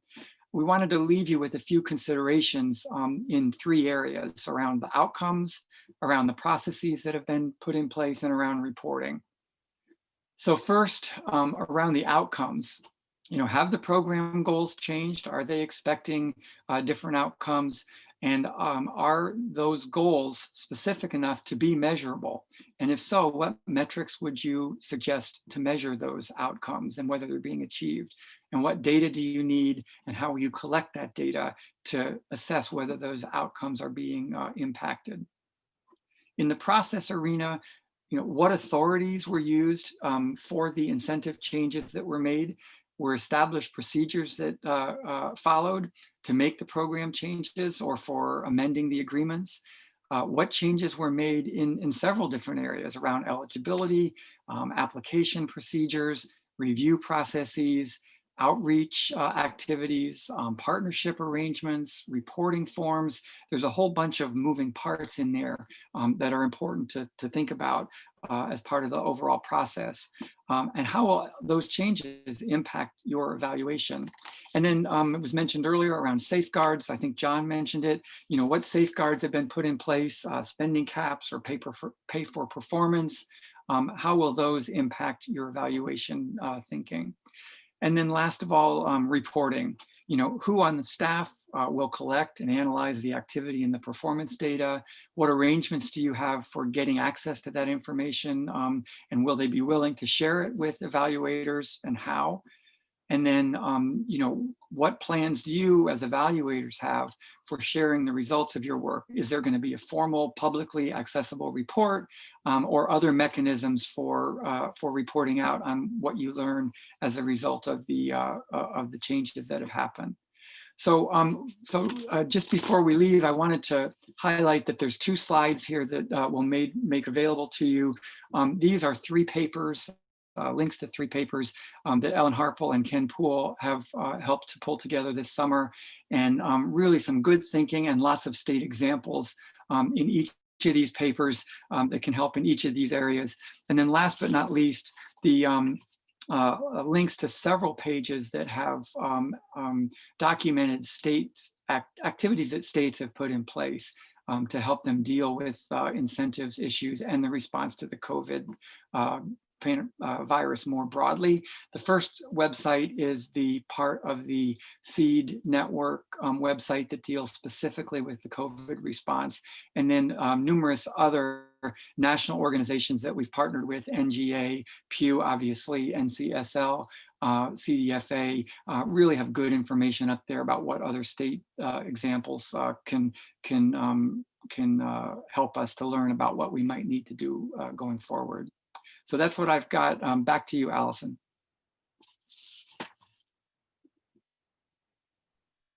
All right, thank you so much, Mark. We've got a question from Kirk Fulford in Alabama, and he asks, could one of the adjustments be to require incentive usage to begin by the X year in order to have a better idea of when they will impact revenues? And then he goes on to say, what he means by that is what the growing use of selling or carrying forward exemptions, making it virtually impossible to determine when the fiscal cost will show up. So, John, you're jumping up and down. Do you want to take that one first? Only because I don't know the answer and I would like to find out some more creative ideas for it. So I think maybe he was thinking about the Grow New Jersey example where I said it's like the carry forward could be 20, or I guess the Hawaii and the California examples, like the carry forward could be 10 years from now. And how, if you're in the business of estimating revenue, how on earth do you account for that? And how do you correct the budget when you have such a long window for when this could come due? And I think one of the simple ways would just be, you know, if you can convince policymakers, like shortening the window of redemptions will give you a little bit more certainty. So like you at least can kind of build a rolling cutoff, you know, if they haven't used it by this amount of time. So shortening the window, I think, is a good option, but I think it's worth kind of thinking a little bit more creatively. Like maybe there are some solutions that, you know, at least that I personally haven't heard of. I'm open to some options if anyone else has thoughts. Maybe you do, Mark. I don't have anything to add to that, John. Thanks. I don't know if we could unmute Tim Bartik really quickly, but I know he has done some research on the length of time that incentives are offered and their effectiveness. Sorry to put you on the spot, Tim. It might take us too long to get him off mute, but he does have some research available that we can share with the group.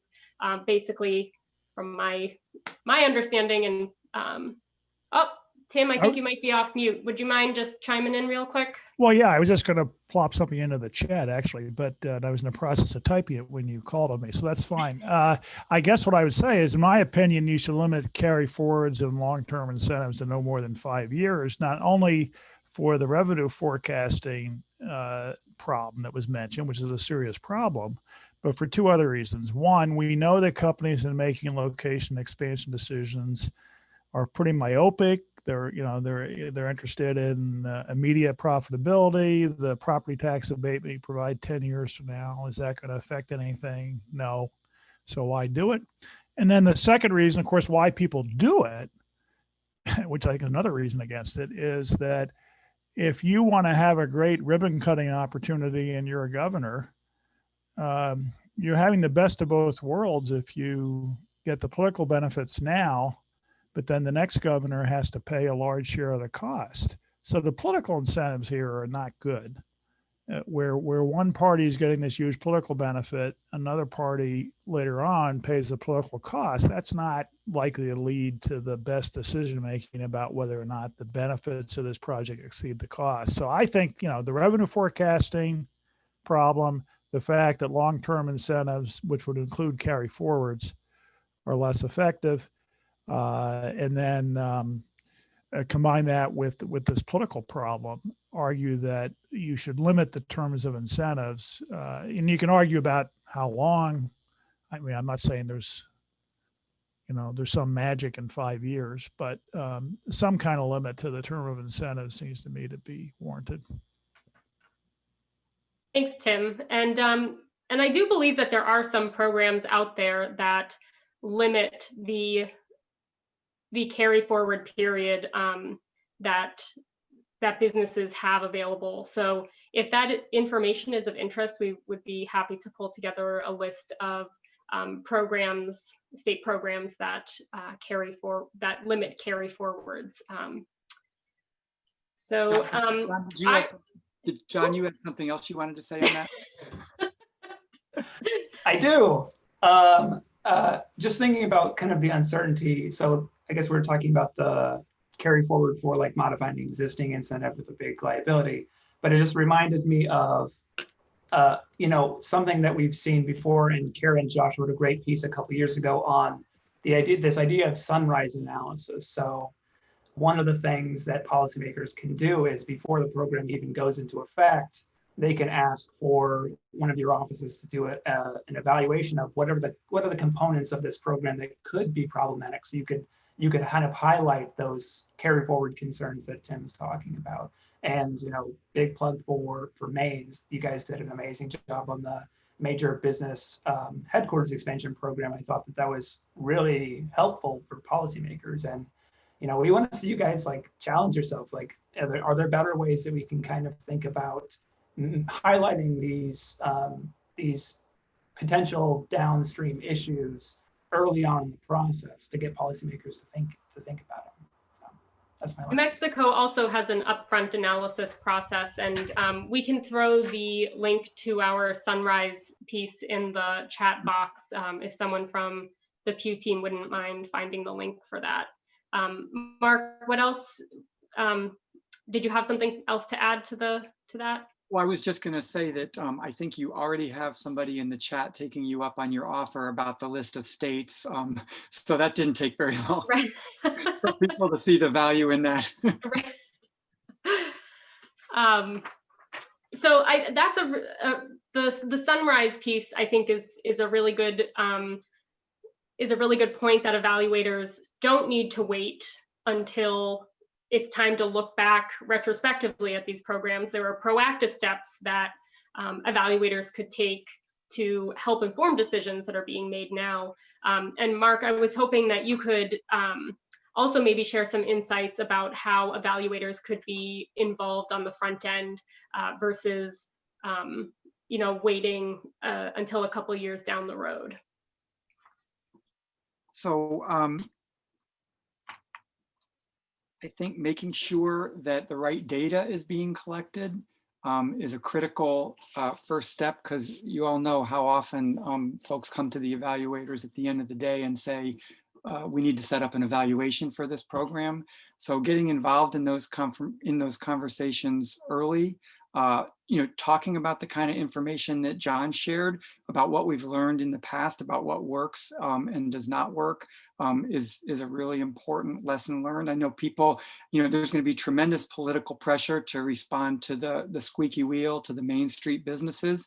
And, I'd suggest for that, there's a whole range of services. I loved, many years ago, I worked with somebody who said, you can give people a yes, but there's many different components to your yes, and it doesn't have to be an incentive program for everybody. So if you think about all the resources that are out there that serve small businesses in particular,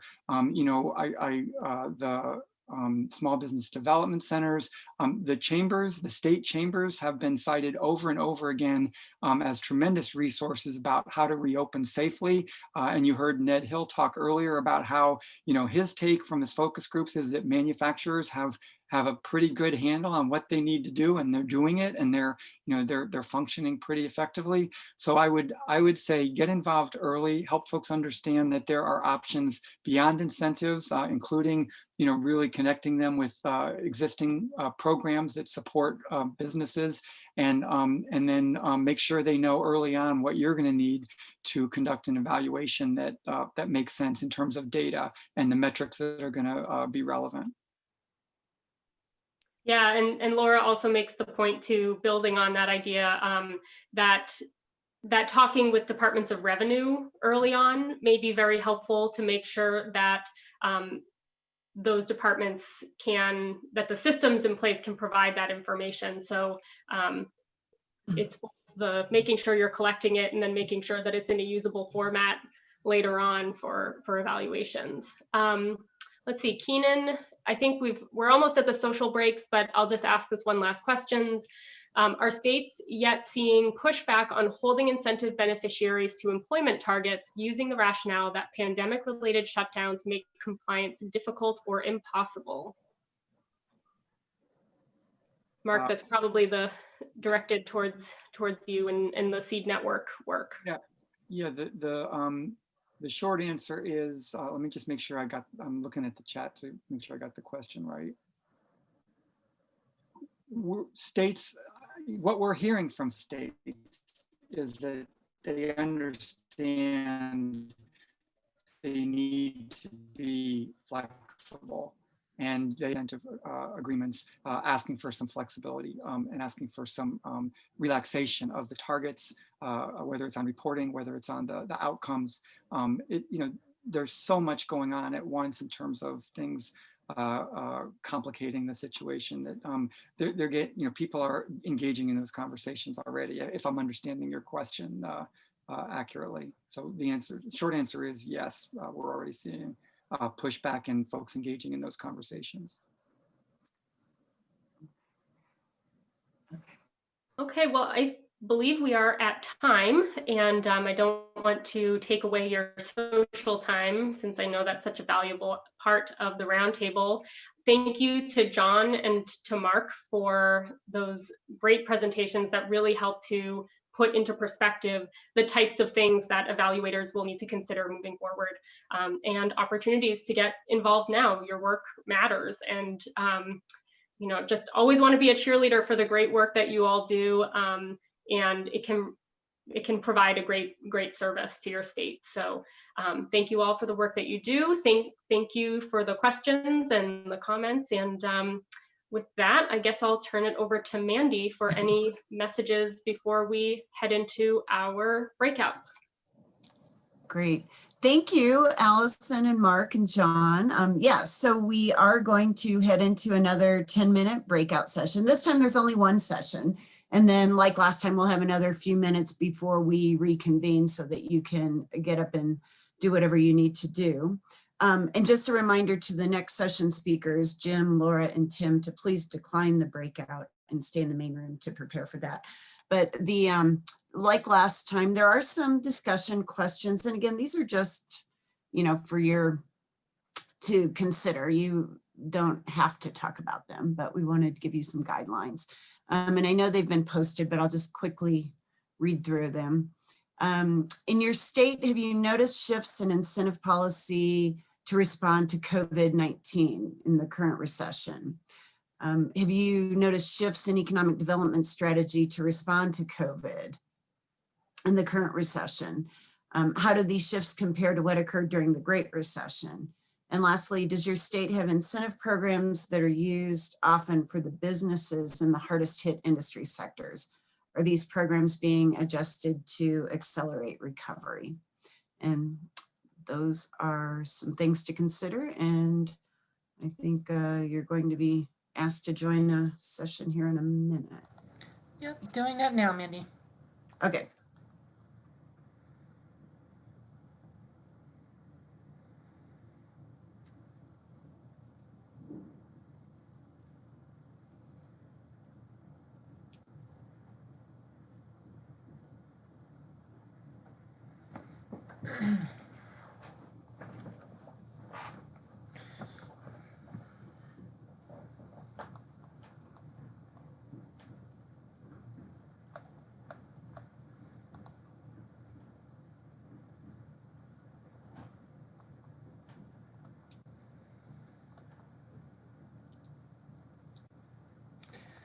Okay, can you hear me, Mandy? I can. So with this one, it looks like the majority of people are maybe taking a break. Not the majority, but quite a few. So, let's see here. Room 5, I only have 2 people.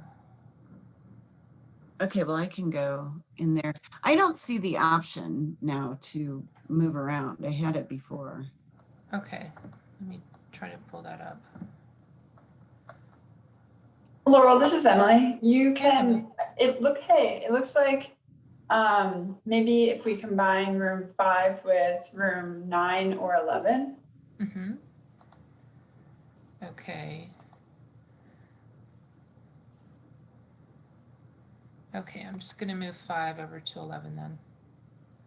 Move to 11.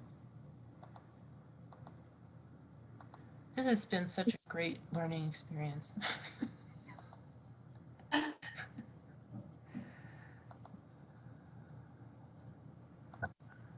right, well.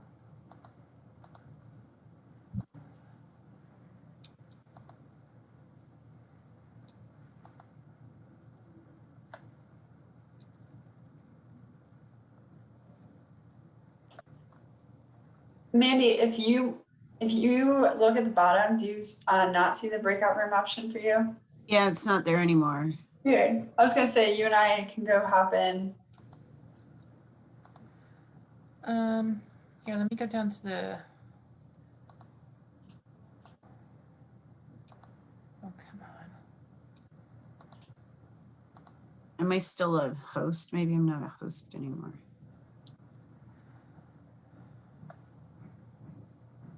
No, nothing has changed since the last time, and I can't get Ed out of room 5 into 11. I'll go join him. Okay, thank you.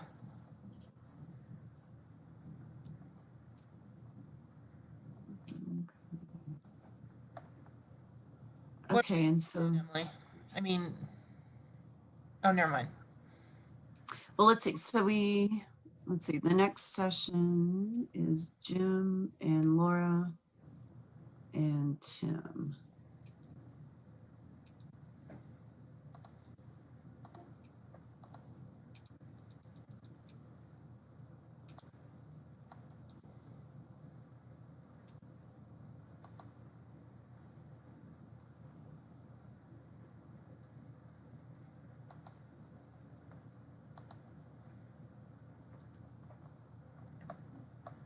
Mandy, can you hear me? Yes.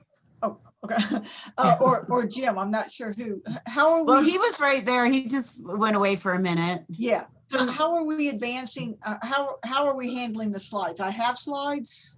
You can just share your screen if you're comfortable with that. Yeah, I can do that. That's okay. No problem. Okay. I think that's what mostly we've been doing. Okay. I didn't know. I have the rights to share my screen. Yes. So you should. I mean, if you want to try now, just to make sure, this is a good time to do that. Why don't you try, Tim, and then I'll try.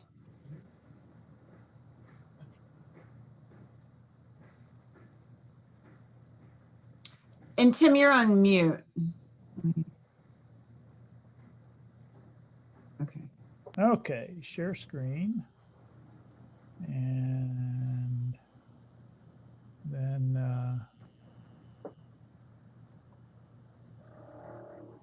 did that work? No. Oh, that's not good. I don't see it. So normally it gives you an option to pick whatever is showing that you have open, and then there's another button where you have to actually share. Oh, what is this thing? Basic, advanced? I've never seen this before. What's this? I guess this is what they want me to say. Does that work? Oh, you have to pick something first? That must be. Well, usually, yeah, pick your screen. Do you have options? Maybe you only have one screen or one file open. Oh, I see a different. Okay, let's try this. Screen sharing has failed to start. The window you selected is invalid. What do you mean it's invalid? I don't know what that means. It's looking through. It's weird. It's looking through recent files I've used or something. I don't know what. Usually, what I've done before is just at the bottom it says share screen. Now let's see. Select a window. Maybe I can do this. Files. What is this? Manny, it's time to bring back the breakout rooms. Is that fine? Okay, yeah, and then we'll give them another few minutes break. Sounds good. Jim, who are you going to have go first? Tim or myself? It's up to you. It's me making a few comments, introducing you two. Tim's going to go first, and then you will go second, Laura. Okay. All right. It doesn't seem to right now be letting me, let's see, basic. Let me try this over again. So I say share screen. It pops up. None of these things that pop up is what I want to share. How do I get what I want to share into that? Is it already up? Well, I had the PowerPoint. I put the PowerPoint. I have the power. If I click on PowerPoint, no, now okay. Let me see if I can do this. Okay, let me see if I open up. Okay, now it looks like everybody is rejoining, but we're going to go ahead and take another 5 minutes or so break. So Okay, I'd like to try to share mine just to make sure. Get I'm up not and- into yeah, so what Tim's running into. so everyone go ahead and do what you need to do, and then we'll get started in about 5 minutes or so. Okay.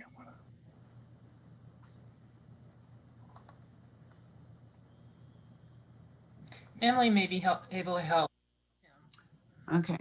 And Why am Laura, I- are you trying now? I can.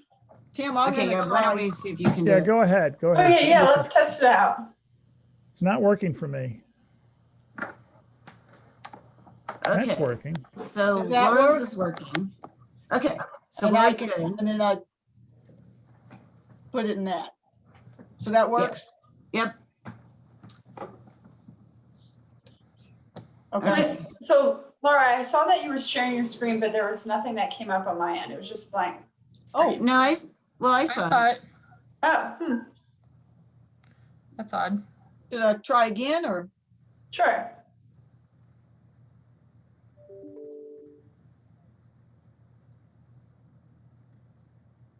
There we go. Does that work? Yep, works for Yes. me. Must have taken just a little bit of a lag. Thank you, Laura. No, let me try again, okay? Okay. Okay, and Tim, worst case scenario, we have your files too. Yeah. No, Did that work?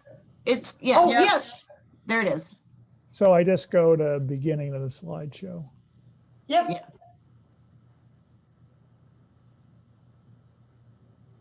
that There we okay? go. Looks great. Okay. Now I can, I guess I'll say stop share. Okay. Okay.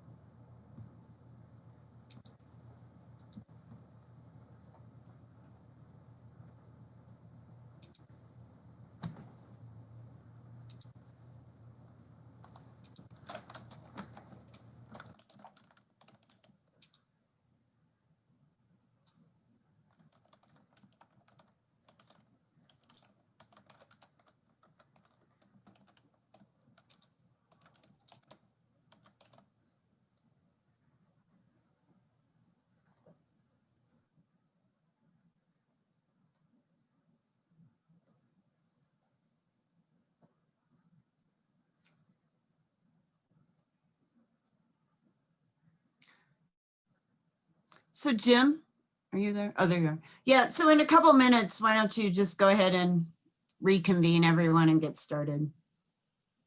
Oh, okay. All right. Yeah, 2 more minutes or so. But I'll just, yeah. 256.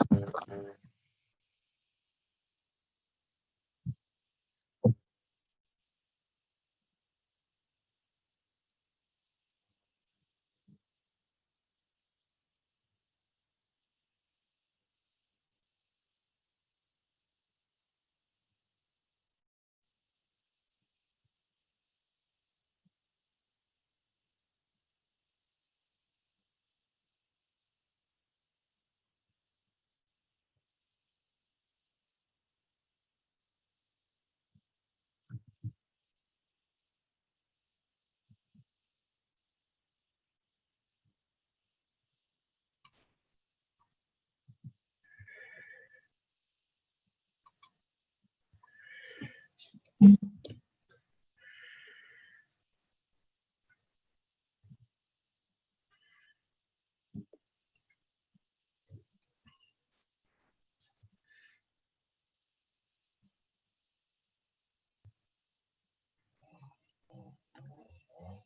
good to go, Mandy? Emily? Yep, you're good, Jim. I'll put you on spotlight now. Okay. All right, so we're going to reconvene for session 3, which is a session on how to approach evaluations following recession and recovery. I'm Jim Landers. I'm with the John Glenn School of Public Affairs at Ohio State University. And the two presenters are going to be Laura Wheeler and Tim Bartik. I'm really, I'll just make a few comments just to kind of set things up. I mean, the session is intended to provide incentive evaluators with a framework to help guide evaluations of incentive program outcomes, particularly in the aftermath of the COVID-19 recession. So just to kind of lead off, I'd like to provide some context for the session. In 2015 and 2017, incentive evaluators from Legislative Services Agency in Indiana, which is where I was employed at the time, worked to analyze and evaluate the impact of the state's economic development for a growing economy tax credit program. It's a real mouthful, otherwise known as the EDGE credit program. The EDGE is a discretionary tax incentive program to encourage businesses to invest in capital projects in Indiana that result in job creation, to a much lesser extent job retention. At the time of these evaluations, I personally kind of wondered whether the evaluators would be able to discern job creation that was driven by EDGE credit recipients that was potentially driven by credit versus job creation occurring independent of the credit, especially job creation that was occurring naturally during the recovery after the Great Recession. So I was concerned about the Great Recession and the recovery. Essentially, I guess the way I put it is masking the impacts of the credit itself and kind of confounding the evaluation. At the same time, Indiana was reducing its corporate income tax rate on an annual schedule. So I actually also wondered whether this policy change was also going to be a confounding factor. So now let's move ahead to COVID-19 and COVID-19 recession and its aftermath, where I really have similar questions when it comes to evaluating tax incentives, particularly job employment or job creation incentives. And the questions I have are really two major questions: is how can evaluators discern whether jobs have been created due to state incentive programs versus federal programs responding to the COVID-19 recession? And what job growth is attributable to the economic recovery in and of itself? So that said, we have two presenters who are going to discuss these issues, Dr. Tim Bartik and Dr. Laura Wheeler. Tim Bartik is senior economist at the W. Upjohn Institute for Employment Research. He's authored or co-authored numerous Upjohn Institute reports, along with books, book chapters, and journal articles touching on economic development, public finance, regional economics, and labor economics. He received his PhD in economics from the University of Wisconsin. And during this session, Tim's going to discuss different factors that can impact incentive evaluations and how evaluators can respond to these problems. Laura Wheeler is the Associate Director of the Center for State and Local Finance at Georgia State University, and also holds the position of Senior Research Associate for the Fiscal Research Center at Georgia State. She's mighty busy. My second job is working at McDonald's, actually. During her tenure at Georgia State, she has conducted a variety of research on state and local government fiscal and tax policy issues. Laura received her PhD in economics from the Maxwell School at Syracuse University, and she's going to discuss different evaluation approaches and evaluation questions to ask, including questions relating to budgetary and local government impacts. With all that said, I'll throw the mic over to Tim so we can get started. Tim? Thank you, Jim. Let me try to get rolling on sharing my screen.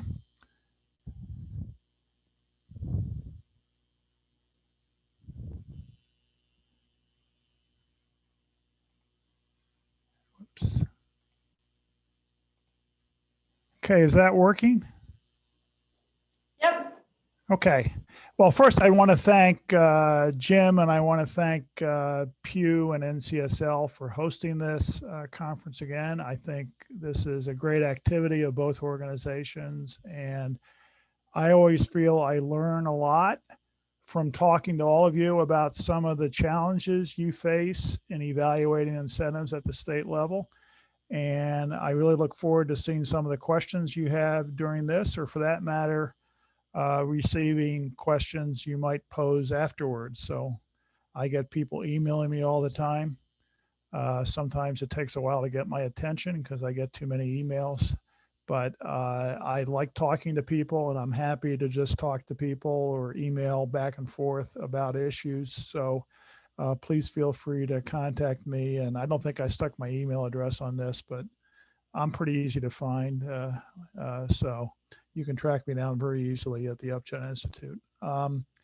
So Jim posed the question of what are the challenges given the pandemic, recession, and recovery, and evaluating incentives? And my honest opinion is I don't think the fundamental challenge changes.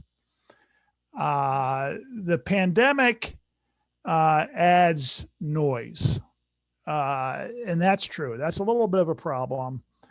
We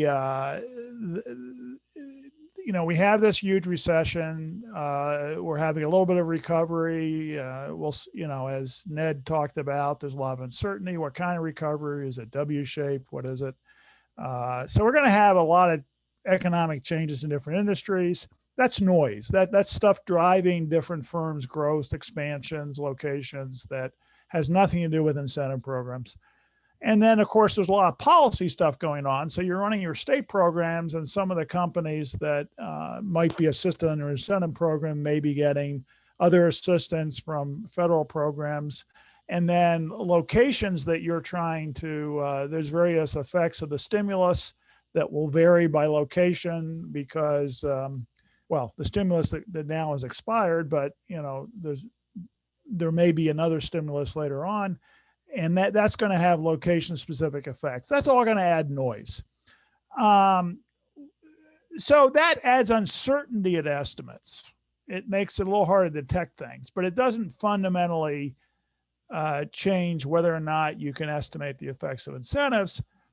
You can control the noise if you get the right comparison group. If you get a comparison group that truly is comparable to either the firms being assisted or the areas being assisted, depending on what the nature of the program is. And that can be a good comparison group. And you can also, on the other hand, control things with various variables representing some of the different things going on. But in control for industries, control for how much stimulus was received in the zone, that kind of thing. The real problem remains that economic development programs frequently operate with heavy selection of either assisted firms or assisted areas. And frequently that selection is not made in a way that we're able to describe by rules that we can capture. And, sometimes there are good reasons for this. Sometimes there are not good reasons for this. And that really messes things up, the selection. And programs that are more rules-based are easier to evaluate. I would also argue they're easier. They're probably better programs. I think it's better to have rules because I think if you don't have rules, pretty soon the programs just expand in all kinds of weird ways, and they may not be achieving their original intent. We were discussing earlier programs expanding to encompass the entire state or moving from one industry to all industries. And I think once you allow programs to that are not governed by rules, I think it's harder to keep the original purpose. Now, I think you can see that it's possible to evaluate programs rigorously even during the pandemic because that's certainly true, for example, of the PPP program, which actually has gotten some very good rigorous evaluations already. And why we've been able to do that is, first of all, the program has an explicit rule, which is there's a size cutoff for assistance. And by the way, why am I analyzing PPP? You might say that's not a state of economic development program. Well, as far as I'm concerned, it's an economic development program. It happens to be run by the federal government, but it's an economic development program. It's assisting individual firms with a forgivable loan. And there was a size cutoff that varied by industry, but typically was 500 workers. And people have evaluated the program by comparing firms just above and just below the size cutoff, 499 versus 501, essentially. And then the other way that program's been evaluated is it's very clear that whether or not a firm got assistance from PPP rested a lot on what banks it previously had a relationship with of some sort. And banks differed enormously in how quickly they were able to get the money out. And so your odds of getting a loan varied with the happenstance of what type of bank you were with. So we've already had some very good evaluations by some top economists using both those approaches. Raj Chetty at Harvard and a bunch of people have done the evaluation. David Alder at MIT and a bunch of people have also done the evaluation. They both found that PPP does create jobs, but at a very hefty cost per job of somewhere between 160,000 and 380,000 per job. And of course, they both raised the issue of how long do these created jobs last? Are we talking about actually creating a new permanent job that would otherwise disappear from the economy? Or are we talking about just delaying things or just temporarily propping up the jobs and maybe we'll see later on, they plan on continuing that evaluation. It's interesting, neither of these studies did a multiplier effect, which you could question as a methodology. There's also another approach by another person I would say is an up and coming top economist, my son, Alex, with a bunch of his co-authors, he's at the University of Illinois. They did an evaluation based on bank relationships, based on which firms had relationships with banks that were more likely to get the PPP money out. And they found a cost per job much lower, only 60,000 jobs. Now, both of those answers, by the way, could be right. I mean, in other words, one study is implicitly asking the question for firms that are close to the size cutoff, small firms that are 480, 490, 495 jobs, and therefore just made the size cutoff. How effective is PPP? And I'm sorry about that. How effective was PPP in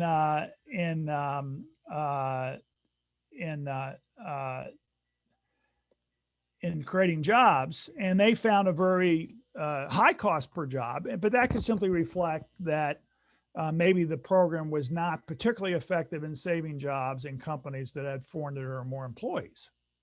But of course, there were other firms that were assisted.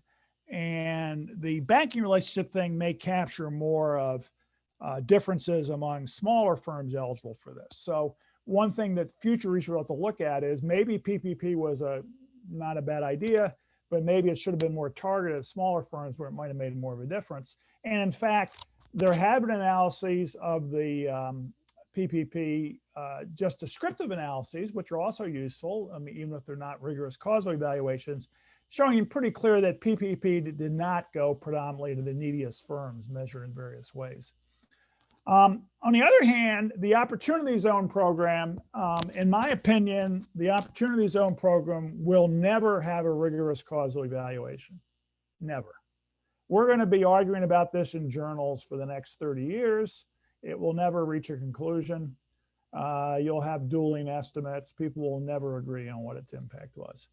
And the reason is the way it was set up is there were eligible census tracts based on various criteria being needy. And states were allowed to select 25% of the eligible tracts. And states did not have to use any quantitative procedure to do that. And they used, it's not, different states did different things. And what they've done so far to try to do it is to compare the eligible tracts that were selected to the eligible tracts that were not selected. And so far that has not found much effect on employment or housing prices.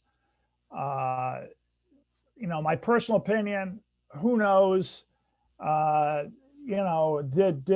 Did states select opportunity zones based on these are the neediest areas, and therefore you'd expect the selected area out of the eligible to be doing better? Or did they select them based on, hey, we know that some people are interested in investing in this area, why don't we encourage it with this free federal money? Free federal capital gains break, which is what it was, capital gains tax break. And it may have selected areas that we're going to develop anyway. Now, the White House Council of Economic Advisors claimed that the program was highly effective. Now, that was based on something that's not necessarily a bad methodology, as I'll mention in a minute, but they essentially assumed that they could take some research literature on how sensitive capital investment is to taxes and just apply it to opportunity zones. And that research literature had nothing to do with distressed areas, for example. So essentially they're assuming they can take a literature that had nothing to do with investing in distressed areas and just apply it to distressed areas. Well, okay, maybe you can, but you're making a lot of assumptions. You're assuming a lot of can openers, and I'm an economist. I assume can openers all the time, but you don't want to go too far. So why can we rigorously evaluate PPP? We can't evaluate opportunity zones. As I said, PPP is allocated based on known rules, firm size, and known procedures. We know that bank relationships made a huge difference. And a very large share of those qualifying got loans. Opportunity zones are selected for unknown reasons. We don't know what's going on there. And so it's very difficult to do an evaluation of opportunity zones. I mean, you could compare the selected with the unselected eligible, I said, and you could also try comparing those who just made the eligibility cutoff with those who just didn't, but only 25% of those who made the eligibility cutoff got selected. That creates a huge amount of noise in trying to estimate that. I assume people at some point will try to do that, but I think they're going to have fairly imprecise estimates from that. We'll see. Now, the state local level, I think the same thing holds. Depending on the program design and whether or not you use rules, you can get very different results. There's some great evaluation recently done of the North Carolina Job Creation Credit Program. It was able to get great evaluations because the credit per job varied a lot over time and by county. It was basically North Carolina divides counties, and or at least at this time, divided counties into 3 tiers of assistance based on distress. Those tiers were reset each year, and they had a job creation credit that varied by a lot based on what tier you were in. And so they looked at this and they concluded that essentially a $9,000 credit per job seemed to increase the number of jobs in the county by 3%.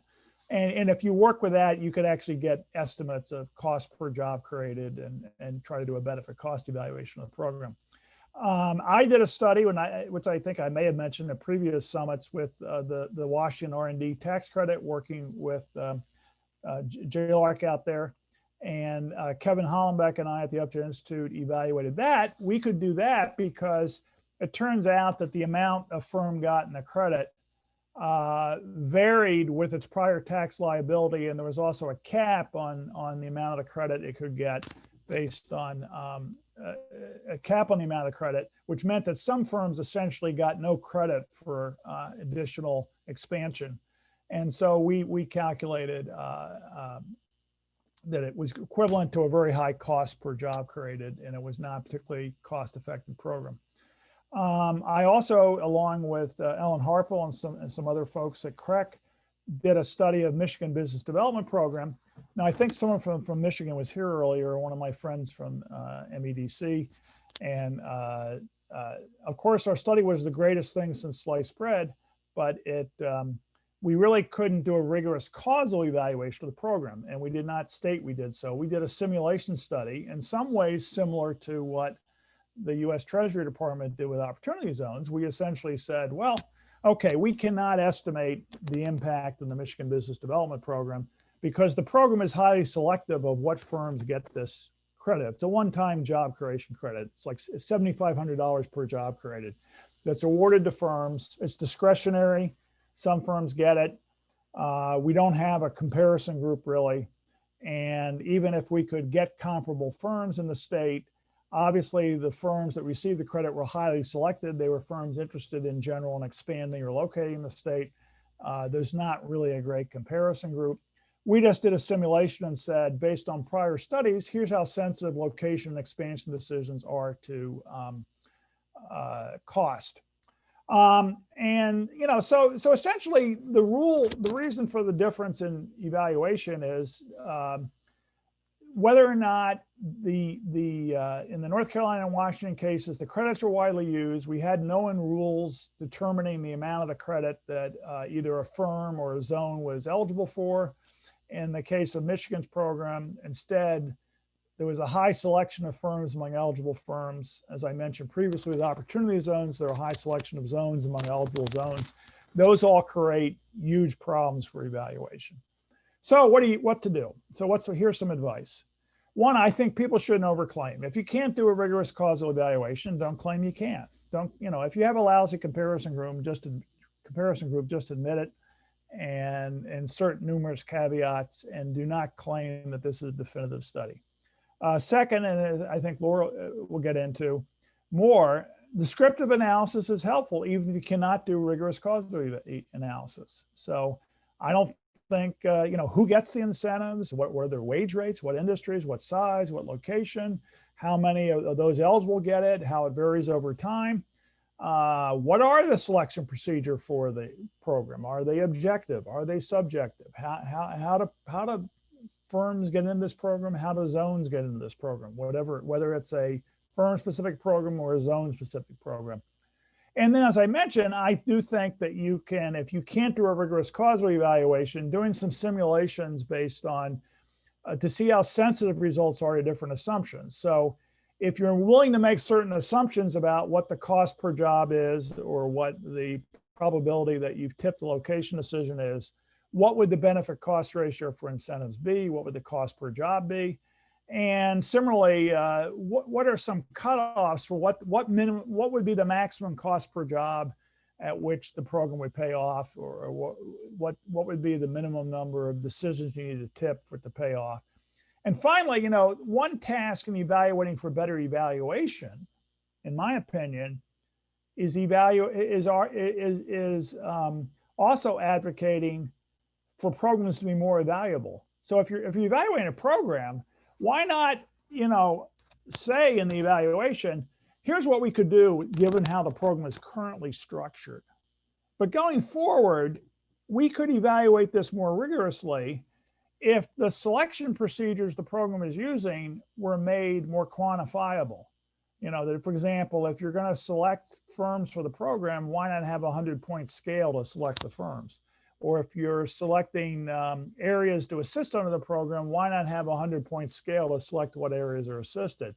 If you can make the rules explicit and quantifiable, then you can get a much more rigorous evaluation. And it seems to me that over time, we should be trying to structure these programs. I'm not thinking that we're ever going to have many randomized controlled trials in economic development, but we can have more programs that are set up in such a way that there is some reasonable quantitative way in which eligibles are selected for assistance. And I think that would not only make for better evaluations, I think it would make for better programs in terms of effectiveness. So let me stop there and I'll turn things over to Laura.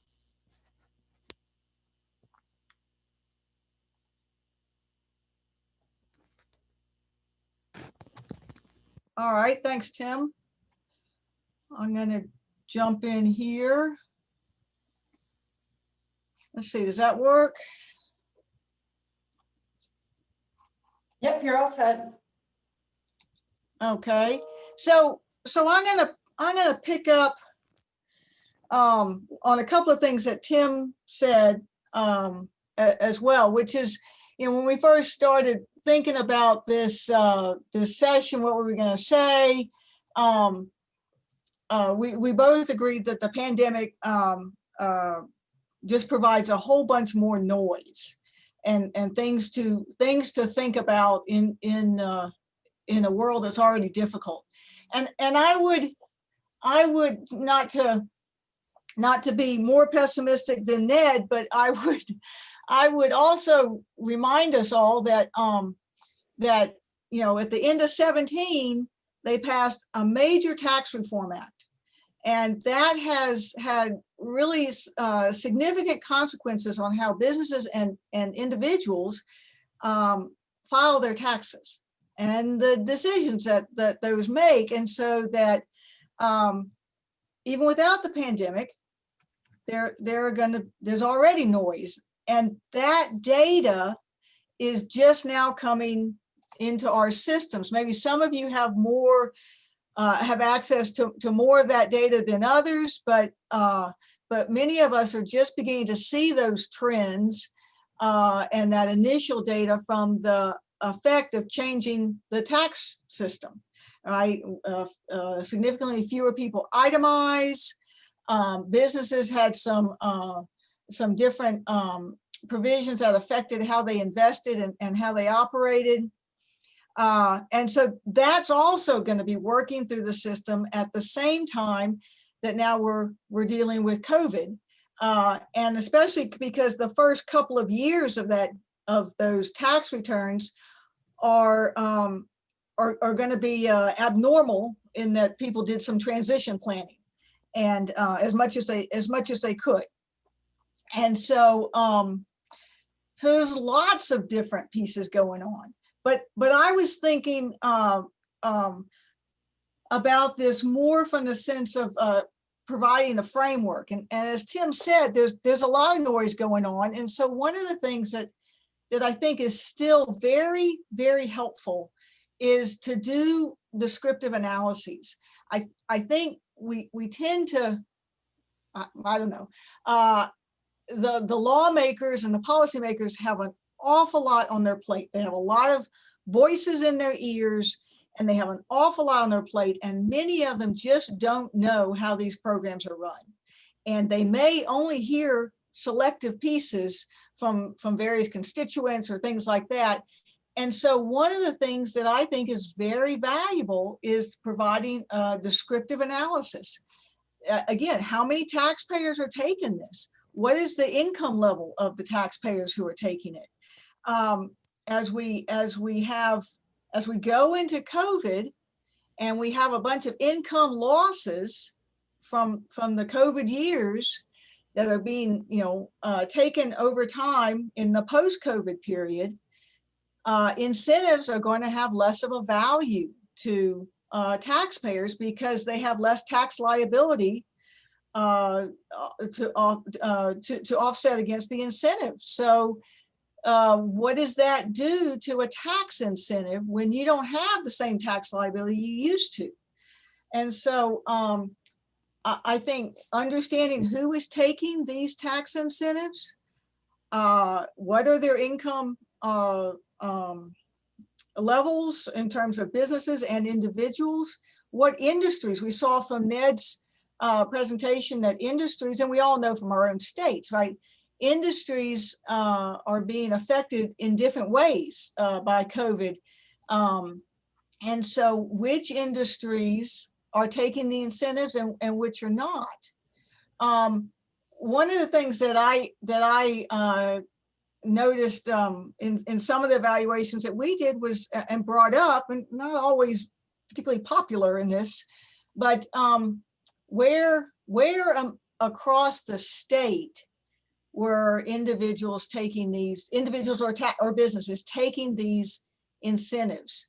And in Georgia, like many states, there's a big rural urban tension, right? And it's politics, but there is some real meat to that. And so bringing up to people and reminding them, you know, where are these benefits going and where do these taxpayers live? And that was helpful. And again, it was not a challenging sort of analysis. It kind of laid out some very standard graphs and trends and various charts. The more challenging part is to make sure you get the right data and understand all the data from the Department of Revenue. But it can be done fairly quickly with fewer resources and still provide a lot of information, because it was always astounding to me. The lawmakers just didn't know some of the nuances about how these incentive programs work. They're very knowledgeable individuals, and when you chat with them before or after a meeting and you know, you just kind of get into their heads, they're asking the right questions. They're really interested in asking, but they just don't know. And they just have a different kind of view. And so bringing that kind of information to them about how these things actually operate can be really, really useful for relatively little cost in terms of the evaluation process. I will say that in terms of the COVID effect, one of the ways to do this is to look at a lit review and see what other states have done, because NCSL has put out this great database. They talked about it before, and it has just got a wealth of information there. And so there is a lot of work that's been done by other states that may be applicable to what's going on, but we all have to be careful that much of that work, it has been done in a pre-COVID world, and we have to think about how the world will change in terms of who is an employee, where do employees work? You know, now we're working from home. We may not be working in the same state that we were working before. If you think about the TCJA effects, you've got who is itemizing, who is not itemizing. And so applying some of the past literature and some of the past studies to the future world, however that's going to look, we don't really know, is going to be, we're going to have to be transparent about those assumptions that we're making. Another type of analysis that we see, and I see a lot of push for this in my state, is this impact analysis, this economic impact analysis that is done in RIMI and IMPLAN. And to be fair, it does provide a very systematic analysis. So you can kind of compare these analyses. But again, there's a lot going on in the background for those sorts of models. And are all those models and all those assumptions, all those assumptions in those models still going to be valid in the post-COVID world? For example, our Department of Audits did an evaluation, an official evaluation of our Georgia film tax credit, which has been a very lucrative film tax credit. And you know, many of you are probably thankful that we took on that tax incentive and just made it so generous that y'all don't have to, y'all really don't stand a chance. And we're gonna be paying for this for some time. And at the same time, when you model something as standard as that in IMPLAN, you have to think very hard about if you're putting money into an industry, what does that say about how much capital is going to be generated from that industry, from that employment, and how much is that temporary employment, right? And so, and how is that assumption for a model that was built pre-COVID, and in some cases pre-Tax Cut and Jobs Act of 17, how is that applicable to today? And you can go into Implan and Remy. They're very, very sophisticated models. They do a very good job, but they're very complex. And they will, as a benefit, they'll provide kind of a standard output for all the evaluations that you can do with them, which is nice for comparing across them.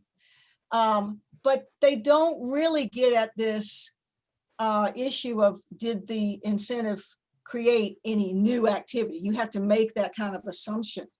And as I said, there's going to be how these models change as we move forward into the post-COVID world is going to be, that's going to be difficult. And so also comparing a return on investment calculation done in a different state for perhaps pre-COVID may not be completely applicable in our post-COVID world. Now, Tim talked about the econometric analysis as just kind of the third bucket of evaluation type that I think about, and about establishing, controls and doing more rigorous econometric analyses and really focusing in on that but-for, that but-for question. And I have to say, when I started doing this work, I immediately went to that. And I heard all these stories about how all of these states were having to evaluate 20 different provisions in 1 year. And I was going, how on earth are you doing that? And I realized that we're not all doing the econometric analysis, nor do we need to. And so I think the econometric analyses are going to be very difficult going forward for some time as we figure out from all these different effects what is going on in the economy. And then until we get that kind of understanding, I am more and more advocating some very sound descriptive analysis based on, like Tim said, alternative scenarios. What's the break-even point? Some what if kind of examples that will help lawmakers understand how these things work and how they might play out over time. I have some examples here. I'm not going to go through them. I think we're running over time just a bit. But I did want to take just a minute. These are, I found, very good examples, and many of the states are already doing some combination of these sorts of things. Now, I found that very helpful to me to think about how we may craft our legislation for doing these evaluations. I don't get to, nobody's asked me how to craft the legislation. They're just going to provide it to me. But if asked, I wanted to have an answer. And so I wanted to copy what many of y'all are already doing. But I have done some evaluations for Georgia as kind of a test case, and we did set up this this sort of rubric. It actually follows what Alabama. Kirk, y'all got some work done. Had some work done by two economists out of the University of Tennessee, Matt Murray and Don Bruce, and they used a similar sort of rubric of other questions to ask in the evaluation. And I think these are going to become more important as we talk about, because we're going to have data limitations, but there's still a lot we can talk about in terms of why is a subsidy needed, how is it crafted, what are particularly the equity issues. That's going to become so much of a concern in terms of who and where on the income distribution, what size firm, these sorts of things are benefiting from these programs. That's got to become more of our conversation. The opportunity cost, I'll be honest, the they don't like to hear this because one of the biggest state expenditures is public education. So that when you spend more on this and you have a balanced budget, you spend more on your incentive and you have a balanced budget, you're going to spend less on teachers. And that tends to be a group or an income level group that spends a lot of money in the state and has a multiplier effect. But, you know, we have to think about that.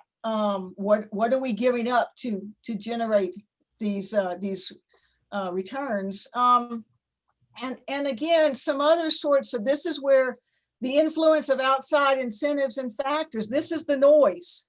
This is the noise. When we're thinking about the incentives, they're going to be adopted and played out in the world that we've had. We've had federal tax reform in 2017, and we're having, perhaps we're having rebalancing of trade issues, and then we're having perhaps, and then we had COVID.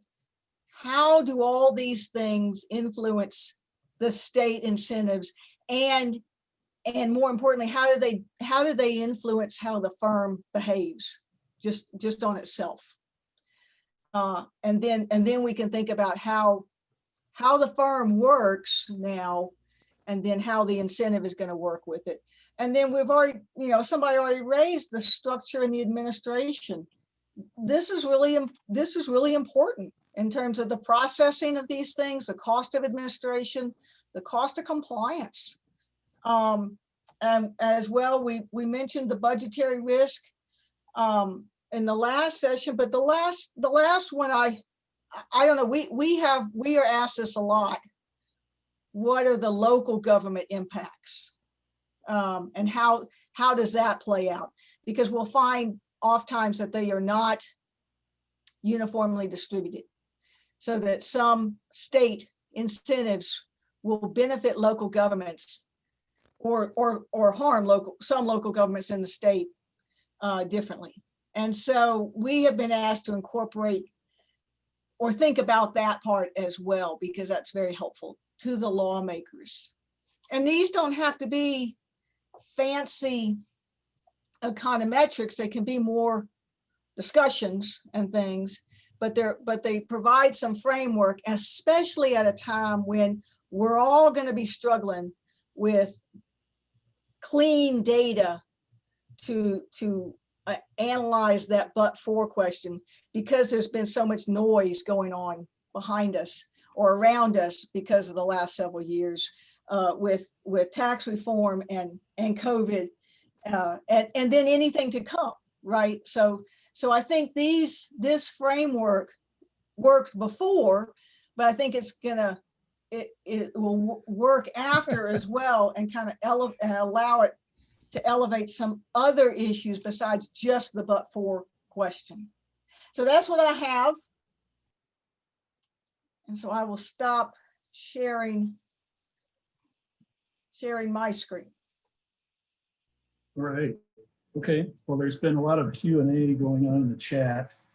So I'm going to try and do a little freestyling here on the question and answer. I think there's been several questions that I think go to Tim's sort of comments about boy, I don't know if I can say it, evaluability of incentives. There were questions in the chat about scoring systems being implemented by state and local governments, and about just the but-for clause. And so I guess I would throw this out to Tim and to Laura both. What are you, in terms of evaluability, what are things that can be built into these incentive programs or these statutes that can make them more easier or more easier to evaluate for incentive evaluators? Well, as I said, if you had a quantitative system for determining eligibility for determining who got the program among eligibles, scoring system, and that could be, again, I'm thinking of two different types of economic development programs: those that aid geographic areas, like enterprise zone type things, opportunity zones, and those that aid individual firms. And in either case, you could certainly, in the case of zones, I think there's no reason why you couldn't have a quantitative system to determine eligible zones. And in fact, we do that already to some extent. With firms, we've been more reluctant to do that. I mean, the best I've seen on firms is that occasionally you'll have some program that there's an annual competition of some sort, or alternatively, there's a fixed amount of money, there's a fixed appropriation, and firms apply. And at some point, the state decides we're not sure what to do with this. And so some states do a first come, first served. And I've seen evaluations that use those who apply too late to get the program as a comparison group, which is not bad. And I know of at least one case, the California Film Credit. With the California Film Credit, they originally did first come, first serve, and then all the film studios in Hollywood applied for the credit on the first day. And they said, well, we're not going to base it on whether or not your application came in at 9:13 a.m. versus 9:14. I guess they could have done that. But instead, they said, we're going to do a lottery to determine who gets the credit. And depending on your lottery number, I forget exactly how they did it, but it was a random assignment thing. So it actually is that's probably the most rigorous evaluation ever of any economic development incentive program, a cash incentive program. But you know, Tim, if they do something like that, which I mean, it's all about balancing the risk between the state and the firms, because if you do that, especially in the case of film, you know, the tax incentive is built into the business model, right? That's part of the financing of these things. At least it is in Georgia. And so if you do those sorts of things, what we hear is that really diminishes the power of the incentive, right? Because you're not sure you're going to get it, and the project may not be viable if you don't get it. And so, but at the same time, we do see in many of these incentives this lack of sharing of risk between the business and the. But you could have other quantitative criteria. Let's say you want to make a universal film credit. Okay, I'm not a big fan of film credits, but let's assume that I'm not either. But maybe they have some benefits. And you could base the film credit. You could say, we will award film credits to, we'll have an unlimited budget for that. No limit to the budget, because we don't want to set arbitrary limits. Hell, maybe Georgia will become Hollywood. But we'll have some criteria that the amount of the credit and the eligibility for the credit will be based in part on your use, the wages you pay to, say, Georgia workers, and what wages you pay, and you can have cutoffs, and you could have various formulas that would vary the credit based on perceived Georgia benefits. Now, if you did that, you actually would have some variation in the credit based on aspects of the project. And so if you had something that, for example, made the credit heavily depend on wages paid to different Georgia contractors, or percentage of dollars. So the credit varied dramatically with percentage of dollars going to Georgia affiliates. If you had enough of those type of provisions, which you might want to have anyway, right, then you conceivably could evaluate the credit based on seeing how the probability of choosing Georgia varied with how much of a credit you could get. So again, I think if you think creatively about a lot of these programs, even if you're not going to say yes or no, if you're going to vary the amount of the credit, so maybe you want to give everyone something. Everyone gets a prize. That's today's world. And I think we touched on this earlier. I think that this Sunrise program, what we run into, and I think what a number of states run into, is that by the time it comes to evaluating, things are already in place, right? The laws on the books. And so